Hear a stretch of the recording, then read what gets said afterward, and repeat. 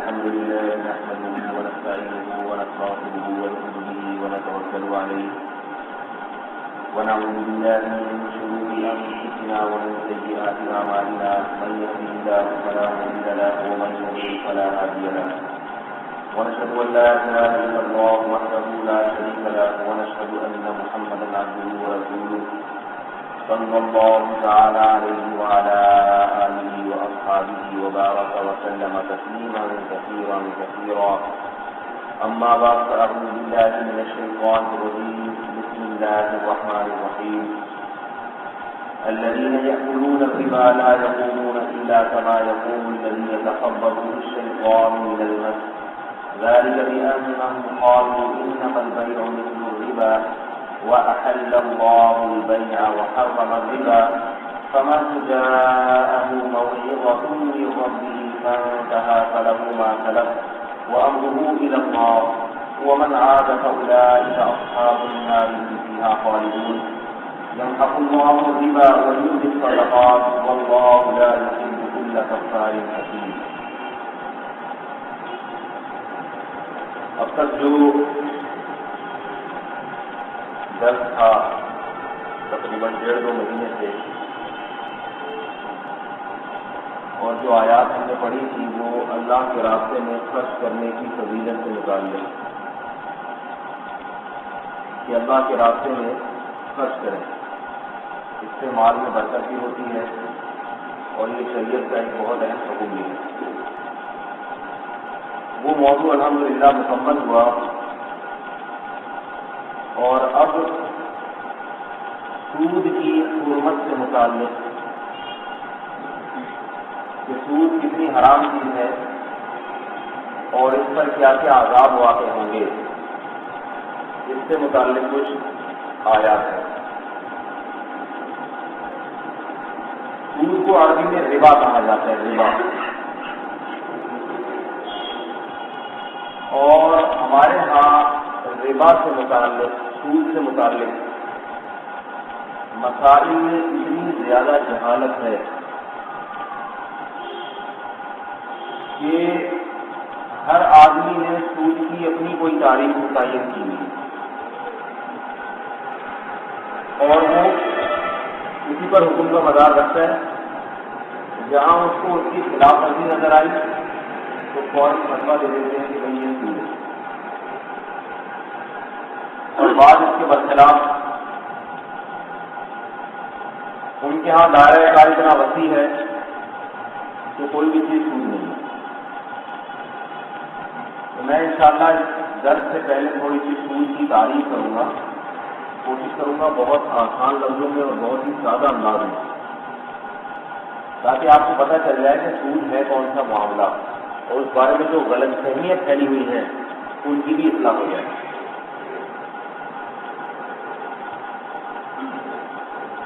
سود جو ہے وہ 2 قسم کا ہوتا ہے. جو سود حرام ہے اس کی 2 قسمیں ہیں. موضوع ابتدا میں تھوڑا سا خشک ہے، جہاں بھی یہی بات آتی ہے تو اس سے اس سمجھتے میں خلاف ہو گیا والی، لیکن کیا کریں اتنا تو سمجھانا ہی پڑے گا تاکہ ہمیں پتہ چلے کہ اس چیز کے حرام ہونے کی باتیں چل رہی ہیں. لوگ تقریر کرتے ہیں سود حرام، سود کھانے والا اس کا پیٹ میں آپ کے انگارے اور یہ نہیں پتا ہوتا بھائی یہ ہے کیا. تو تھوڑا سا کچھ اندازہ ہونا چاہیے. 2 قسم کا سود ہے جو حرام ہے اور دونوں کی الگ الگ تعریف ہے. ایک کو ربا نسا کہا جاتا ہے، ربا مانا سود، اور النسا قرض والا. نسا بھی ہے قرض کو کہتے ہیں. ربا نسا قرض والا سود، اور دوسری قسم ہے ربا الفضل، زیادتی والا سود. ربا نسا یہ ہوتا ہے کہ آپ قرض سے مشروط نفع اٹھائیں کسی سے. میں پوری فقہی اصطلاحی تعریفات نہیں کر رہا، مطلب وہ لمبی چوڑی پورا خلاف ہو جائے گی اس کے لیے کچھ اصطلاحات وہ طلبا کے سمجھ میں آ سکتے ہیں آرام سے، عوام کے سمجھ میں بس سادہ لفظوں میں میں آپ کو بتاؤں گا. میں اس لیے کہہ رہا ہوں ممکن ہے کوئی علمی شخصیت کی بیٹھی ہے ان کو اعتراض نہیں ہے ٹیکنیکل قسم کی تعریف کہاں سے لے کر آ رہا ہے. تو عوام کے ذہن کو سامنے رکھتے ہوئے، ایسی سادہ اور ایسی آسان کہ وہ آپ جہاں بھی چاہیں گے آپ وہ تاریخ اس سے فٹ کر کے دیکھیں تو آپ کو سمجھ میں آ جائے گا کہ یہ سمجھ ہے یہ ایسی انشاءاللہ تاریخ ہے کہ جب بھی قرض پہ مشروط نفع لیا جائے، اضافی نفع، وہ سود ہے۔ تو 2 لفظوں میں کچھ انشاءاللہ تاریخ ہوگی۔ اگر قرض پہ نفع نہیں ہے وہ بھی سود نہیں، قرض پہ ہے مگر ایسا نفع ہے جو مشروط نہیں ہے، پہلے تو اس کی شرط نہیں لگی ہوئی، وہ بھی سود نہیں۔ اس کی مثالیں آپ کو دیتا ہوں۔ ایک آدمی نے کسی کو 10,000 روپے دیے، قرضہ دیا، تو اب اس قرضے سے آپ نفع نہیں لے سکتے اس سے، 1 سال کے بعد واپس کریں، 10 سال کے بعد واپس کریں، آپ نے اس سے 10,000 ہی لے سکتے ہیں، اس سے زیادہ شرط لگا کے نہیں لے سکتے۔ پہلے سے اگر شرط لگا دی،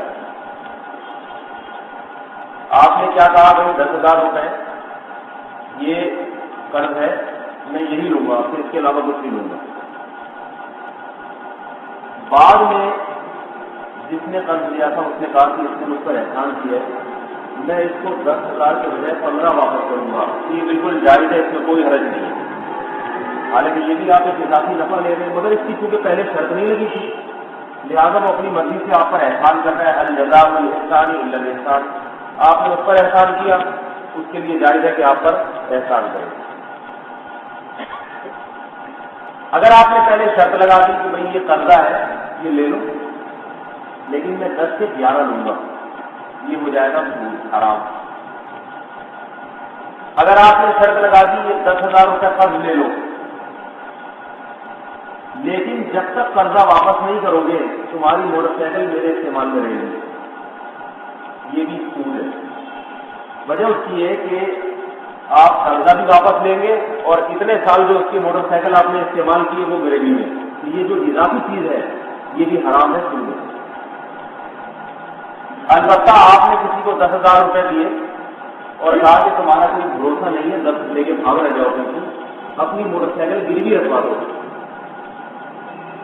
اور میں اس کو استعمال نہیں کروں گا، نفع نہیں اٹھاؤں گا، بس وہ ایک ضمانت ہوگی تاکہ اگر تم نے قرضہ واپس نہیں کیا تو میں بیچ کے اپنی قیمت وصول کر لوں، یہ جائز ہے کیونکہ آپ نے استعمال کرنے کی شرط نہیں لگائی ہے۔ ایک اور صورت، آپ نے کسی کو دے دیا 10,000 روپے قرضہ، آپ نے کہا تمہارا کچھ پتہ نہیں ہے، بھاگ جاؤ گے، اپنی موٹر سائیکل گروی رکھوا دو اور میرا وعدہ کہ میں اس کو استعمال نہیں کروں گا، رہن ہوگی میرے پاس، رہن کو استعمال نہیں کیا جا سکتا، شرط لگا دی کہ استعمال نہیں ہوگا، آپ نے موٹر سائیکل رکھی، اس کے بعد قرض لینے والے نے کہا کہ بھائی میری طرف سے اجازت ہے کہ استعمال کرو، بڑی بڑی ایسے، تو یہ چونکہ مشروط نفع نہیں ہے لہٰذا یہ جائے گا۔ میرا حال بات سائڈ سے گزرنا شروع ہو رہی ہے، ایک وقت ہوتا ہے آواز لکھنے آتے پھر تھوڑی دیر کے بعد ایسا ایسا سائڈ سے گزرنے لگتی ہے، کیونکہ یہ پہلے سے شرط لگائی تھی، وہ اپنی مرضی سے آپ کو اجازت دے رہا ہے، لیکن اگر آپ نے اس کی مجبوری سے فائدہ اٹھا کے اس کی موٹر سائیکل کو استعمال کرنا شروع کر دیا تو پھر بھی یہ سود میں داخل ہو جائے گا۔ آپ نے 10,000 روپے کسی کو قرضہ دیا اور اس کے بدلے آپ نے رہن لے لیا، موٹر سائیکل لے لی، مکان لے لیا، کوئی بھی چیز لے لی، اب آپ نے دیکھا یہ قرضہ میرا ادا نہیں کر رہا ہے تو آپ نے کہا ادا کر دے ورنہ میں یہ موٹر سائیکل استعمال کرنا شروع کر دوں گا، جب تک تو قرضہ ادا نہیں کرے گا موٹر سائیکل میرے استعمال میں رہے گی، یہ بھی سود بن جائے گا، کیونکہ یہ اس کی طرف سے تبرع نہیں ہے، اس کی طرف سے ایک احسان نہیں ہے، بلکہ آپ اس کی مجبوری سے فائدہ اٹھا رہے ہیں۔ اسی طرح آپ نے کیا کہا کہ قرضہ ہے، جب ادائیگی کا وقت آیا تو آپ نے کہا کہ اور تھوڑی سی تاخیر کر دو، لیکن یہ تاخیر کر کے میں تم سے 1,000 اضافی لوں گا اس تاخیر کے، یہ بھی سود میں داخل ہے، یا 1,000 بھی بلکہ میں تمہاری موٹر سائیکل پر استعمال کروں گا، یہ بھی سود میں داخل ہے۔ جہاں بھی مشروط معاملہ ہو جائے گا وہ حرام، اور جہاں قرض لینے والے کی طرف سے ایک احسان ہو وہ جائے گا۔ تو سمجھ میں آ رہی ہے؟ وہی بات مختصر ہمیشہ کھل کا بتا رہا ہوں. دوسرا جو ربا ہے جس کو حرام قرار دیا ہے، یہ والا ربا جس کو میں نے نہیں بتایا، یہ قرآن میں حرام ہے. قرآن میں اس کے بارے میں آئے ہیں کہ یہ حرام ہے. دوسرا ربا جس کو ربا الفضل کہا جاتا ہے، وہ عام طور پہ ہمارے معاشرے میں نہیں ہے. وہ ربا یہ ہے کہ آپ ایک ہی چیز کو دوسری اسی جیسی چیز ہم جس چیز کے بدلے میں بیچیں. مثال کے طور پر 1 کلو آٹا آپ 1 کلو آٹے کے بدلے میں بیچ رہے ہیں، تو اس میں بھی برابری ضروری ہے. 1 کلو آٹا آپ 2 کلو آٹے کے بدلے میں نہیں بیچ سکتے. برابری بھی ضروری ہے اور فوراً اسی مجلس میں دونوں چیزوں پر قبضہ بھی ضروری ہے. سمجھ نہیں آ رہی بات. لیکن یہ ضروری ہے کہ یہ دونوں چیزیں مکینی ہو یا موزونی ہو، یعنی ان کو وزن کر کے بیچا جاتا ہو. اگر بکریوں کا تبادلہ ہو رہا ہے، 2 بکریاں ایک بکری کے بدلے میں، تو جنس تو ایک ہی ہے، دونوں بکریاں ہیں، لیکن بکری کو تول کے بکنے والی چیز نہیں ہے. لہٰذا ایک بکری کے بدلے میں 2 بکریوں کا سودا جائز ہے. لیکن 1 کلو آٹے کے بدلے میں 2 کلو آٹا جائز نہیں. 1 کلو کھجور کے بدلے میں 2 کلو کھجور جائز نہیں. حدیث میں ہے جی دہا و ربی ہوا تباہ، خواہ ایک طرف سے کھجور خراب کھجور ہو اور دوسری طرف عمدہ کھجور ہو، پھر بھی دونوں میں معاملہ برابر برابر کرنا پڑے گا. مثال کے طور پر آپ نے 1 کلو گندم آپ کے پاس اعلیٰ کوالٹی کی، آپ وہ گندم بیچ رہے ہیں 2 کلو پرانی گندم کے بدلے میں. یہ سوچتے کہ یہ چیزیں مہنگی والی گندم ہے اور اس کے پاس پرانی گندم ہے، 1 بوری 2 بوریوں کے بدلے میں بیچ رہے ہیں. تو یہ 2 بوریوں میں جو اضافی بوری آپ کے پاس آئے گی یہ پوری بوری ربا میں داخل ہوگی. کیونکہ گندم نبی علیہ السلام نے فرمایا گندم جو یہ جتنی بھی مکینی موزونی اشیاء ہوتی ہیں ان کو برابر برابر بیچنا ضروری ہے. جیدھا وردیھا سواء، آپ صلی اللہ علیہ وسلم نے فرمایا ان میں اعلیٰ کوالٹی کی ہو یا خراب کوالٹی کی ہو، برابر ہی معاملہ کرنا پڑے. یہ تو ہے، یہ والا ہمارے معاشرے میں عام طور پہ آج کل کہاں ہوتا ہے، یہ گندم اور آٹے کی کرنسی سے ہی ہوتی ہے. کرنسی میں یہ سود ایسے ہوگا ربا الفضل کہ آپ 10 روپے کے بدلے میں کسی سے 11 روپے وصول کریں، یہ بھی سود میں داخل ہو جائے گا. کیونکہ جنس دونوں کی ایک ہی ہے. میرا حالت چاہیے تو گزرنا شروع ہو جلدی بھی سمجھتا ہوں اس بات. جنس دونوں کی ایک ہے نا، نوٹ کرنسی ایک ہی کرنسی ہے نا، ایک ملک کی کرنسی ایک ہی جنس میں شمار ہوتی ہے. آپ نے 10 روپے دے کے کسی سے 11 روپے لے لیے، تو یہ جو اضافی 1 روپیہ ہے یہ کسی چیز کے مقابلے میں نہیں ہے، یہ بھی سود میں داخل ہے. 1 روپیہ یہ پوری رقم سود ہی نہیں بن جائے گی، وہ جو 1 روپیہ آپ لے رہے ہیں وہ سود کا روپیہ ہوگا. لوگ یہاں بھی بڑا مبالغہ کرتے ہیں، جو سود کی اضافی رقم ہے اس کو حرام میں، پوری رقموں کو حرام کا فتویٰ لگا رہے ہیں. وہ بھی میں تھوڑے مسائل آپ کو انشاءاللہ بتاؤں گا کہ سود سے کتنا معاملہ حرام بنتا ہے اور کہاں تک معاملہ جائز رہتا ہے. اس کی آپ دیکھیں مثال، ہمارے یہاں یہ والا سود بہت چل رہا ہے آج کل. کنڈکٹروں نے چونیا ٹھنیاں وہ جو کھلا کراتے ہیں نا کنڈکٹر، چونیا ٹھنیاں رکھی ہوئی ہوتی ہیں انہیں کھلے کرتے ہیں، تو وہ چونیوں ٹھنیوں والا کنڈکٹر سے 10 روپے لیتا ہے اور اس کے بدلے میں 9 روپے دے دیتا ہے اس کو. یہ بھی سوال ایسا تھا پورے حرام ہے. یہ جو 1 روپے اس کے پاس آئے گا، یہ 1 روپے کیا ہے؟ کہ ایک جنس کا ایک جنس کے بدلے میں تبادلہ ہو رہا ہے، اس تبادلے میں معاملہ برابر. اس کو جائز کرنے کا بھی ایک طریقہ ہے. اچھا پہلے میں یہ بتا دوں اس کے متبادل بھی بہت سے آسان طریقے ہیں، لیکن بہت سے لوگوں کو جب جو چڑھتا ہے نا تو متبادل طریقوں میں بھی حرام کرا دیتے ہیں. نتیجہ تو وہی نکل رہا ہے، تو نتائج کا وہ نکلے. لیکن اگر اس کی یہ تعریف صادق نہیں آ رہی ہوگی تو اس کو سود قرار نہیں دیا جا سکتا. رہا یہ مسئلہ کہ شریعت نے بعض لوگ کہتے کام جب سے پکڑو ادھر سے پکڑو، بات تو ایک ہے، لیکن شریعت نے یہاں پر بات کو ایک قرار نہیں دیا. یہ اعتراضات مشرکین کو بھی ہوئے تھے کہ ہم قرض دے کے نفع نہیں اٹھا سکتے، وہی اسی طریقے تجارت میں اٹھاتے ہیں. اللہ نے فرمایا تجارت کو اللہ نے حلال قرار دیا ہے اور سود کو حرام قرار دیا. تجارت کے طریقے پر یہی نفع اٹھا لو. مثال کے طور پر آپ کو 10,000 سے 1,000 نفع کمانے کا شوق ہے، آپ نے 10,000 کسی کو دیے اور آپ چاہ رہے کہ میں 11,000 واپس، تو اس کا جائز طریقہ یہ آپ 10,000 کی کوئی چیز خرید کے 11,000 میں بیچ دیں اسے، اور اس سے کہیں کہ یہ چیز لے جا کے مارکیٹ میں 10 کی بیچ کے 10,000 روپئے کر لو، اس کا نتیجہ کیا نکلے گا؟ تمہاری جیب میں 10,000 آ جائیں گے اور تم میرے مخلوق ہو جاؤ گے 11,000 کے۔ یہ بالکل جائز ہے۔ آپ میرے پاس سائڈ سے بول رہی ہے، یہ شروع کا ٹاپک کچھ قسم کا ہے، تھوڑا سا ٹیکنیکل۔ تو ہم کنڈکٹروں کو جو ہے نا ایک ڈھیلا بتاتے ہیں، تدبیر بتاتے ہیں، یہ جو چونیاں ٹھنڈیاں لے کے بیٹھے ہوتے ہیں نا، ان کو تدبیر بتاتے ہیں۔ تدبیر ہم جائز ہونے کی تدبیر ہم یہ بتاتے ہیں کہ دیکھو تم نے 9 روپے کنڈکٹر کو دو گے اور 10 روپے کنڈکٹر سے لو گے، اور 1 روپیہ تم بچانا چاہتے ہو، یہ سود ہو جائے گا۔ اس کو جائز کرنے کا طریقہ کیا ہے کہ تم 9 کے بجائے کنڈکٹر کو 8 روپے دو اور ان 8 روپے میں ماچس کی ڈبی بھی شامل کر دو، اور بولے یہ ماچس کی ڈبی اور یہ 8 روپے ان کا مجموع میں 10 روپے میں بیچ رہا ہوں آپ کو، میرا حالہ بات سمجھ نہیں ہے، اور ماچس کی ڈبی کی مثلاً قیمت 1 روپے، تو وہ 1 روپے مارکیٹ ویلیو ہے اس کی 1 روپے، جبکہ تم بیچے ہو 2 روپے، یہ جائز ہے۔ اب یہ اس سے جو ہے نا پبلک بولتی ہے یہ کیا سامان، یہ مولویوں نے کیا نکالے، صحیح بات؟ تو میرے بھائی یہ جائز ہے، اور اس کی حکمتیں مصلحتیں کیا ہے؟ شریعت نے کیوں درمیان میں اثاثوں کو ڈالا ہے؟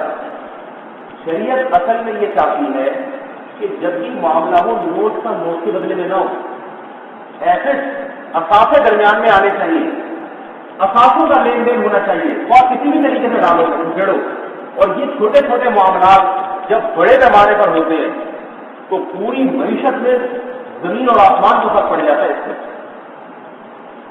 یہ تو خیر میں انشاءاللہ اس کو تفصیل سے بتاؤں گا یہ کیسے فرق پڑتا ہے۔ یہ جو رسول اللہ صلی اللہ علیہ وسلم نے ایک نظام پیش کیا ہے اور ایسے ہی کہہ دیا تو یہ ایسے ہی نہیں ہے بھائی، اس کے جب بڑی پیمانے پر یہ تجارتیں جب ہوتی ہیں تو بہت زیادہ فرق پڑتا ہے ان تجارتوں میں۔ خیر، تو پہلا سود کی تعریف کیا ہوئی؟ ہر وہ قرض جس سے آپ مشروط نفع اٹھائیں، مشروط شرط لگا کے، وہ حرام۔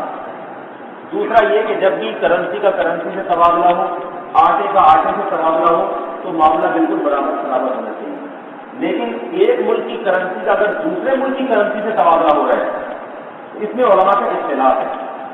بعض علماء کہتے ہیں کہ یہ کرنسی ایک ہی جنس میں شامل ہے اور کسی بھی ملک کی ہو، لہٰذا وہ کہتے ہیں یہ بھی برابر مارکیٹ ویلیو پہ ہونا چاہیے۔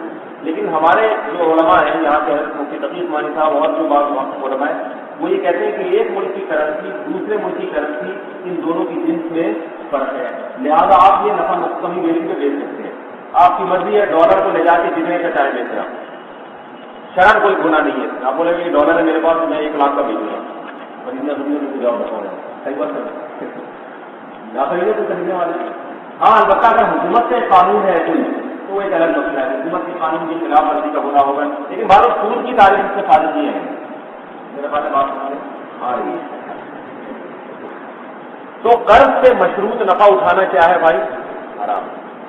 حتیٰ کہ اگر آپ نے قرض خواہ کی مجبوری سے فائدہ اٹھا کے، بعض لوگ ایسا کرتے ہیں، صاحب نے مجھے بتایا کہ ایک میکینک نے اس سے قرضہ لیا 10,000 روپئے، کہہ رہے میں جب بھی قرضہ لینے جاؤں تو اس کا منہ لٹکا ہوتا ہے، جیسے کہ آج کل ہمیشہ ایسے ہی ہو۔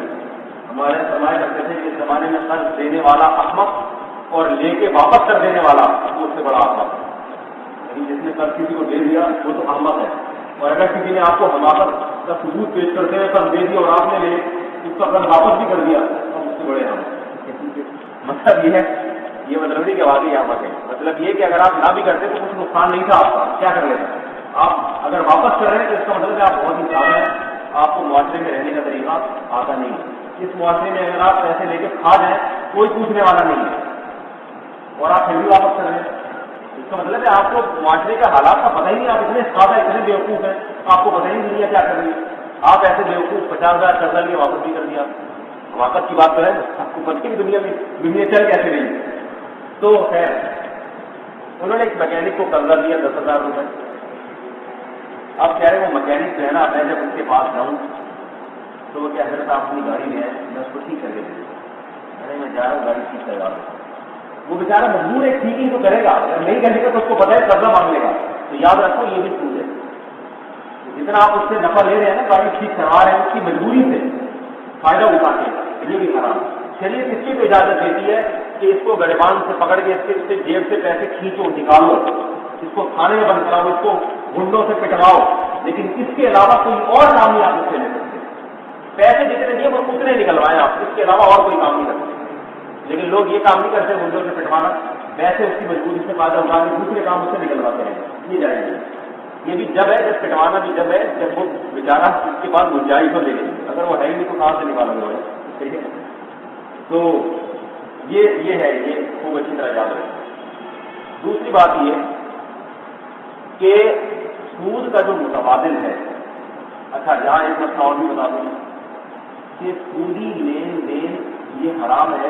نبی علیہ السلام نے فرمایا سود لینے والا، سود دینے والا، سود کے گواہ بننے والا اور سودی معاملے کو لکھنے والا، چاروں پر اللہ کی لعنت. اگر کوئی کسی سے سودی قرضہ لے رہا ہے کہ میں آپ کو سود دوں گا، یہ لینے والے پر بھی اللہ کی لعنت ہے، اور سود کھانے والے پر تو بہرحال ہے ہی جو سودی قرضہ دے رہے ہیں. اور تیسرا وہ جو ان کے معاملے پہ گواہ بنے، گواہ بنتے ہیں نا لوگ تاکہ ہمیں پتہ چلے کس نے کس کا کتنا پیسہ لیا. اس گواہ پہ بھی لعنت. اور اس معاملے کو جو ریٹرن تحریر کرے گا، جیسے کہ بینک میں تنخواہوں کا کام ہی ہے یہ سارا دن، اس سے بھی اللہ کی لعنت. آئی بات. تو ہم جو بینک کے ملازمین کی کو ہم جو کہتے ہیں کہ ان کی تنخواہیں حرام ہیں، تو یاد رکھیں ان کی تنخواہوں کے حرام ہونے کی دو وجہ ہیں. بینک کے جو سودی بینک کے جو ملازمین ہیں ان کی تنخواہیں جو حرام ہے اس کی دو وجہ. نمبر ایک کہ یہ حرام کام کرتے ہیں، سودی معاملات کو لکھتے ہیں. جو مینیجر ہوگا وہ مینجمنٹ جو کر رہا ہے وہ سارے سود کے نظام سے مینجمنٹ کر رہا ہے، وہ تو سب سے بڑا حرام کام کر رہا ہے. اور حرام کام سے اگر کوئی کسی کو تنخواہ اپنی حلال آمدن سے بھی دیتا ہے تو اس کے حق میں وہاں وہ حرامی ہو جاتی ہے. اس کی مثال ہے، آپ نے کسی کو کہا آپ کی پوری پسینے کی کمائی ہے، حلال ہے یا نہیں؟ رکشا چلاتے ہیں، سارا دن محنت مزدوری کر کے آپ نے 1000 روپئے جمع کر لیے، محنت مزدوری کے حلال ہے یا نہیں؟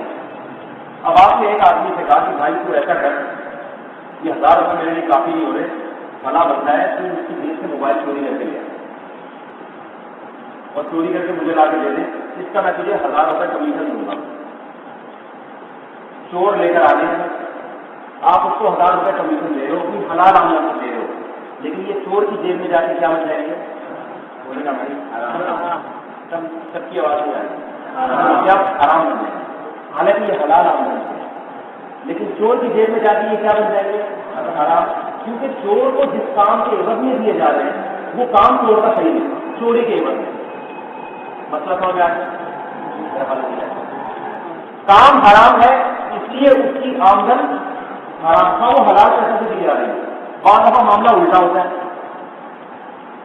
بعض دفعہ معاملہ یہ ہوتا ہے کہ آپ نے کام حلال کیا، 100% حلال کام، لیکن آپ کو جو تنخواہ دی جا رہی ہے وہ حرام پیسے سے دی جا رہی ہے، وہ بھی حرام نہیں ہے. بات مثال کے طور پر لوگ ہم سے پوچھتے ہیں کہ حضرت بینک کے ملازمین کی بچوں کو ٹیوشن پڑھانا، ہم کہتے ہیں بھائی ٹیوشن پڑھانا تو جائز ہے کیونکہ بچے کا تو کوئی مصول نہیں بچارے گا، لیکن وہ جو آمدن دیں گے نا بینک والا، آپ حلال کام کر رہے ہیں لیکن وہ آمدن چونکہ اپنی حرام کمائی سے دے گا، وہ آمدن آپ کے لیے استعمال اس کا جائز نہیں ہوگا.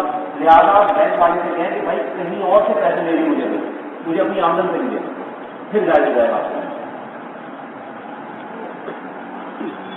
ایک کام حلال تھا لیکن کیونکہ پیسے حرام پیسوں سے ادا کیے جا رہے ہیں لہٰذا وہ پیسے اس کے پاس جا کے کیا بن جائیں گے؟ حرام. اور ایک کام حرام تھا، پیسے حلال پیسوں کے لیے جا رہے ہیں لیکن چونکہ حرام کام کے عوض میں دیے جا رہے ہیں لہٰذا وہ اس کے لیے کیا بن جائیں گے؟ حرام. بینک میں جو لوگ ملازمت کرتے ہیں ان میں یہ دونوں چیزیں پائی جاتی ہیں. کام بھی حرام کام کو سودی معاملات کو لکھتے ہیں، سودی معاملات سے گواہ بنتے ہیں، اس کام کے ان کو پیسے دیے جا رہے ہیں. اور پیسے جو دیے جاتے ہیں بینک اپنے نفے سے دیتا ہے، اور بینک کا جو نفع ہے وہ کیا ہے؟ جو سود پہ بینک قرضے دیتا ہے لوگوں کو، تاجروں کو، اس پہ جو نفع اٹھاتا ہے سود، اس سودی رقموں سے بینک کیا دیتا ہے لوگوں کو؟ اپنے ملازمین کو تنخواہ دیتا ہے. تو بینک کے جو ملازمین ہیں ان میں یہ حرام، یہ سمجھے کہ حرام خوری کی دونوں وجہ پائی جاتی ہے. کام بھی حرام، یہ اس کی مثال ہے جیسے آپ کسی سے چوری کروائیں اور پیسے بھی اس کو چوری کے ہی دے جو کہیں سے آپ چوری کر کے لائے تو ڈبل حرام ہو جاتا ہے. ہمارے سمجھ نہیں آئے گا آ رہی بھائی تھوڑا سا کچھ موضوع ہے لیکن ایک دفعہ سن لے ساری زندگی کام آیا ہے انشاءاللہ. بہت سے مسائل آپ کے حل ہو جائیں گے, بہت سے مسائل ایسے حل ہوں گے کہ لوگ آپ سے مسائل پوچھنا شروع کر دیں گے کہ حضرت آپ بتائیں جس میں آپ بتائیں گے اس میں نہیں روکوں گا. ایک بات. دوسری بات یہ کہ بینک میں جتنا سرمایہ ہوتا ہے, مثال کے طور پر بینک کے پاس 1 کروڑ روپے رکھا ہوا ہے تو یاد رکھو یہ پورا سرمایہ حرام کا نہیں ہوتا. اب میں آپ کو اس کی ایک مثال دیتا ہوں. خدا نہ خواستہ آپ کسی کے پاس چلے گئے اس سے قرضہ لینے کے لیے, آپ نے کہا بھائی مجھے 10,000 روپے قرضہ دے دو. اس نے 10,000 روپے آپ کو قرضہ دے دیا سودی معاملہ کر کے. اب یہ 10,000 روپے آپ کو کسی کام کے عوض میں نہیں ملے, نہ حلال کام کے عوض میں نہ حرام کام کے عوض میں. لہذا ان 10,000 کو حرام قرار نہیں دیا جا سکتا. آپ نے جب کسی سے سودی قرضہ لے لیا تو یہ 10,000 آپ کے لیے کیا ہے؟ حلال. ہاں ایک گناہ آپ کو یہ ملے گا کہ آپ نے سود سے قرضہ لیا کیوں, لیکن یہ 10,000 روپے کیا ہے بھائی؟ حلال.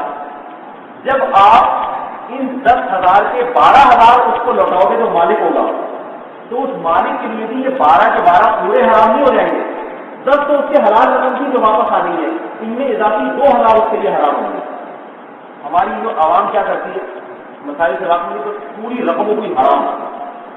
لہذا ایک مسئلہ یاد رکھیں کہ جب کوئی کسی سے سودی قرضہ لے کر تجارت شروع کرتا ہے تو وہ تجارت اس کے لیے حرام نہیں ہوتی کیونکہ وہ حلال پیسے سے شروع کی ہے. لیکن اگر وہ سودی نفع لے کر تجارت کرے گا تو چونکہ وہ سود کی رقم اس نے شامل کی ہے اس میں, لہٰذا وہ تجارت حرام در حرام کی ہے. دوبارہ مثال سے سمجھا دیتا ہوں بات. ایک آدمی نے کسی سے 10,000 روپے لیا قرضہ, اس شرط پہ لیا کہ میں 12,000 لوٹاؤں گا. اس نے 10,000 روپے سے لے کے ایک کپڑا خریدا کہ میں اس کو نقد بھی بیچوں گا. کپڑا حلال ہے یا نہیں؟ لہٰذا اس کپڑے سے جتنا یہ نفع اٹھائے یہ حلال ہے.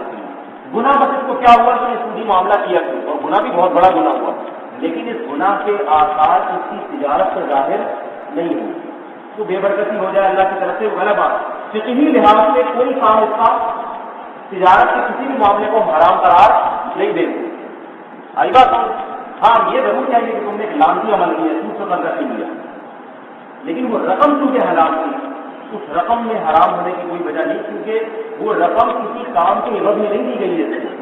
اگر وہ کام کے عوض میں دی جاتی تو ہم دیکھتے کہ کام حلال ہے یا حرام. کام حلال رقم بھی حلال, کام حرام رقم بھی حرام. یہاں تو کوئی کام نہیں, خالص قرضہ ہے. قرضہ اس نے حلال آمدن سے دیا, آپ نے لے لیا, قرضہ حلال. لہٰذا اس سے جتنی تجارت کریں گے وہ حلال ہوگی. لیکن جب آپ مالک کو لوٹائیں گے 12,000 تو مالک کے لیے جو اضافی 2,000 ہے وہ کیا ہوں گے؟ حرام. وہ اضافی 2,000 سے جو بھی کام کرے گا وہ بھی حرام ہے. لہٰذا اس سے کپڑا خریدتا ہے وہ کپڑا حرام, اس کپڑے کو بیچ کے نفع اٹھاتا ہے وہ نفع بھی حرام ہوتی ہے, کیونکہ حرام چیز سے فائدہ اٹھاتا چلا جائے گا. میرا والا بات سمجھ ہے. اب ایک مسئلہ سمجھے یہاں پہ کہ بینکوں میں جو لوگوں جو کروڑوں روپے رکھے ہوئے ہوتے ہیں یہ سارے سود کے نہیں ہوتے. سود کی رقم اس میں صرف اتنی ہوتی ہے جو بینک کا نفع ہے. میں نے جا کے بینک میں پیسے رکھوائے, آج کل سارے کام بینکوں سے ہوتے ہیں, تنخواہیں بینکوں میں آتی ہیں.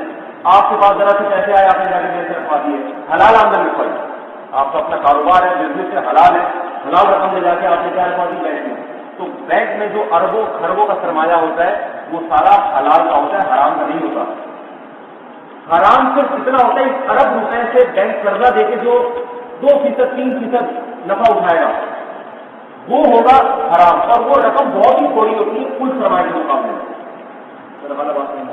وہ سب خرچ ہو جاتی ہے. لہذا اگر کسی کو بینک کے ذریعے تنخواہ دی جا رہی ہے سرکاری ملازم کو تو وہ تنخواہ حرام نہیں ہے. لوگ کہتے ہیں پورا ملک سود کھا رہا ہے, یہ غلط ہے دعویٰ. پورا ملک سود نہیں کھا رہا بھائی. کہتے ہیں ایک سود سے کہتے ہیں پورا ملک تنخواہیں ہماری بینکوں سے آ رہی ہے تو میرے بھائی تنخواہ بینک سے آنے سے وہ رقم حرام نہیں ہو جاتی. اگر میں نے ایک محنت مزدوری کر کے ایک گڑھا کھودا ہے اور میرے مالک نے مجھے کہا کہ میرے اکاؤنٹ سے بینک میں تو وہاں سے جا کے پیسے لے لے, تو یہ نہیں کہہ سکتا کہ میں نے گڑا کھودا ہے پیسے مجھے حرام سے دے دو، کہے گا بھائی میں نے رکشا چلا کے جو بچت ہوئی تھی وہ پیسے مار رکھے ہیں ان سے دے دو، بینک کو صرف میں واسطہ بنا رہا ہوں، تو اس میں کوئی حرج نہیں ہے، جائز نہیں، سمجھ نہیں آئی میرا خیال۔ دوسری بات یہ ہے کہ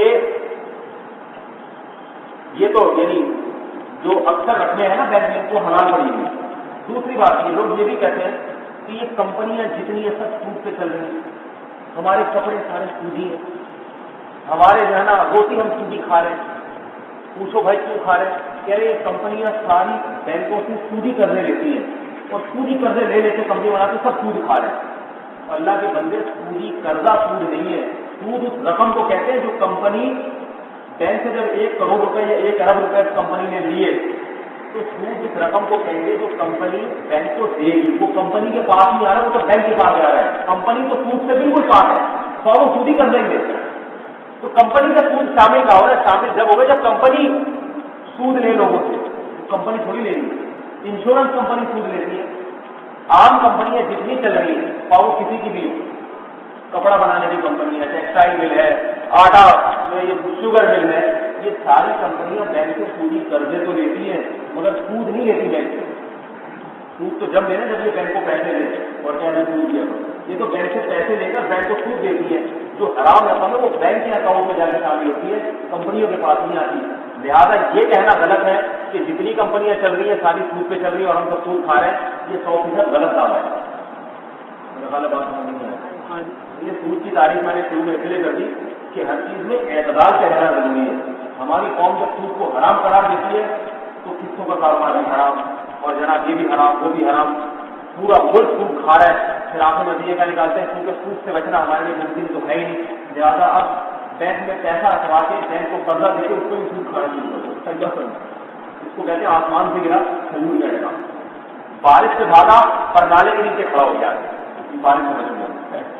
تو یہ نہیں ہے، یہ غلط ہے، کوئی بھی سود نہیں کھا رہا، الحمدللہ سود بہت مخصوص ہے معاشرے میں، بینک سود کھاتا ہے، بلکہ میں یہ بھی بتا دوں بینک کے جو ملازمین ہیں ان کی تنخواہیں حرام تو ہے مگر سود نہیں ہے، کیونکہ وہ بینک کو قرضہ دے کے سود نہیں کھا رہے ہیں، اس پہ سود کی 100% تاریخ خالی نہیں آتی، حرام ضرور ہے، اس کا کھانا استعمال جائز نہیں کیونکہ بینک سودی نفع سے دے رہا ہے، مگر وہ بینک کو قرضہ دے کے نفع نہیں اٹھا رہے، خالی ختم سود صرف وہی رقم ہے جو آپ کسی کو قرضہ دے اور اس سے مشہور نفع اٹھائیں، اس کو سودی رقم کہا جائے گا، اس کے علاوہ رقموں کو حرام کہا جائے گا، ناجائز کہا جائے گا، سود نہیں کہا جائے گا۔ ہاں حرام بھی چھوٹی موٹی حرام نہیں، یہ جو بینک میں جو ملازمین یعنی اجرت سے کام کرتے ہیں کلرک وغیرہ ان کی تنخواہیں ٹھیک ٹھاک قسم کی حرام ہے، کیونکہ سارا دن سودی معاملات کے گواہ بنتے ہیں، لکھت پڑھت کرتے ہیں اور بینک نفع بھی اپنے سودی آمدن سے دیتا ہوں، تو ڈبل حرام، اس لیے یہ بہت ہی لانتی عمل ہے، اس سے توبہ کرنی چاہیے۔ اور بینک کا اگر مینیجر اللہ نے بنا دیا ہے تو یہ سمجھے جہنم کا سردار بنا دیا اللہ تعالیٰ نے، جتنے بھی سود خور جہنمی ہے نا ان کا لیڈر اللہ نے بنا دیا ہے، تو اس لیے یہ بینک کا مینیجر ہونے کا تو کبھی بھی پکڑنا چاہیے، اس کو جان کھڑا ہوتے ہیں، ایسا گندی یہ دانت ہے۔ تو یہ میں آپ کو تھوڑی سی میں نے تاریخ بتائی، اب 1-2 مسائل اور یہاں پر تھوڑے سے بتاؤں گا۔ قسطوں کا کاروبار، بہت سے لوگوں کو مسالہ زیادہ چڑھتا ہے، کہتے یہ بھی حرام ہے۔ یہ بات یاد رکھیں کہ جب ایک جنس کا مقابلہ کسی دوسری جنس سے ہو تو اس میں شریعت نے کوئی حد بندی نہیں کی ہے، جیسے چاہے معاملہ ہے۔ مثال کے طور پر آپ کے پاس ایک پینسل ہے جس کی مارکیٹ ویلیو 5 روپے، 10 روپے نوٹ ہے آپ کی جیب میں، اس کو 10 روپے کے بدلے میں بیچ، اس کو 11 روپے کے بدلے میں نہیں ملے، لیکن ایک پینسل ہے اس کو اگر آپ نوٹوں کی شکل میں بیچنا چاہیں، نوٹوں سے، تو اس پینسل کے بارے میں آپ چاہو تو 1 کروڑ کی بیچ دو، بشرطے کے دھوکہ نہ ہو۔ پینسل کے ایسے فضائل بھی بیان کریں جو اس میں نہیں، جیسے ایک آدمی گدا بیچنے چلا گیا نا مارکیٹ میں، تو گدا پہ نہیں رکھا تو اس نے گدے کے ایسے فضائل بیان کیے، دلال نے کہ مالک کہتے بھائی مجھے دے دو، اس میں قیمتی گدا نہیں دے سکتا، اپنے گھر کے نہیں پتا جو فضائل ہے۔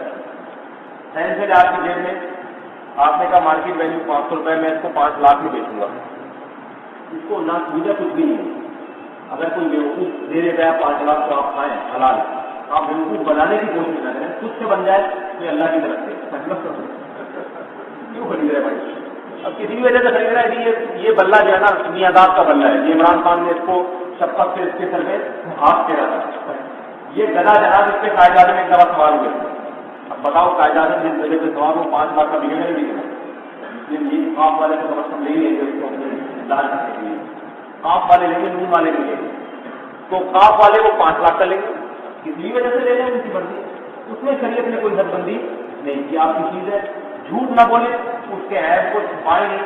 آپ بولنے میں مٹی ہے سونا ہے تمہارے ساتھ ہے 5 لاکھ کی بیچوں گا تمہارے سامنے خریدا نہیں. یہ جائز ہے. اس کو نہ سود کہا جا سکتا ہے نہ حلال نہ حرام. یہ خالص حلال ہے. دوسری بات یہ کہ بعض دفعہ ایک چیز کی کیش کی قیمت کم ہوتی ہے اور جب آپ اس کی قیمت بعد میں ادا کریں گے تو وہ قیمت زیادہ ہوتی ہے. یہ بھی جائز ہے. مثال کے طور پر یہ موبائل ہے اس کا بھائی بالفرض کی مارکیٹ ویلیو 2000 روپئے. ایک بات کرنا میں نے اس کو بیچنا شروع کیا. میں نے کہا بھائی ایک صاحب میرے پاس آئے. میں نے کہا بھائی کیش سے میں 2000 میں دوں گا. کہتے حضرت میرے پاس پیسے نہیں ہے 1 مہینے بعد پیسے دوں گا. میں کہوں گا دیکھو میری رقم پھنس رہی ہے اگر 1 مہینے بعد پیسے دو گے تو میں 2 مہینے پر 3 میں بیچوں گا.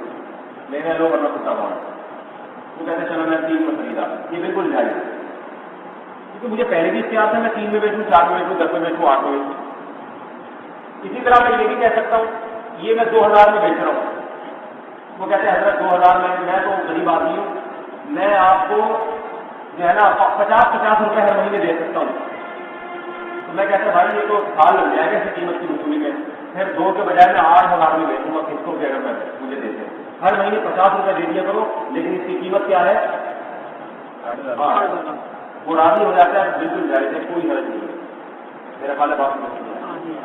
لیکن یہ ضروری ہے کہ اسی مجلس میں وہ طے کر لے کہ میں 8000 والی قیمت پہ دے رہا ہوں یا 2000 والی قیمت.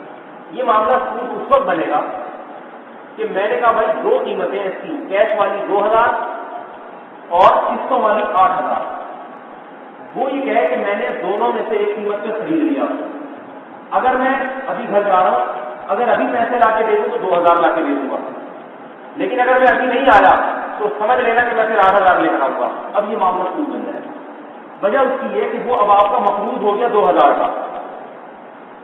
بات اب کیا ہے کہ اگر فوری طور پر وہ ادا کر رہا ہے تو کم اور اگر تاخیر کر رہا ہے تو اس کو زیادہ دینے پڑیں گے. ایک دفعہ جب وہ آپ کا مقروض بن گیا ہے کتنے روپے کا اب اس قرض سے اضافہ نہیں ہو سکتا تاخیر کی وجہ سے.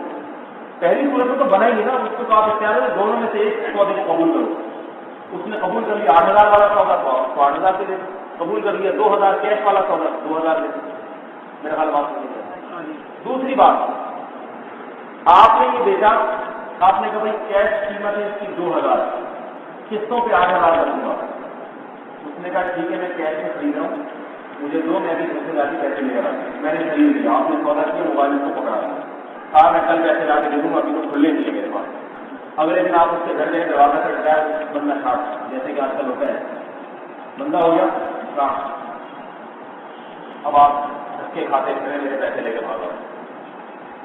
تو یاد رکھو وہ 1 سال کے 10 سال کے بعد بھی لائے نا 2000 سے زیادہ اب آپ لے نہیں سکتے. اب آپ یہ نہیں کہیں گے کیونکہ کچھ سال کے بعد آ رہا ہے تو سال والی قیمت تو 8000 سے 12000 دے پڑیں گے. اب نہیں.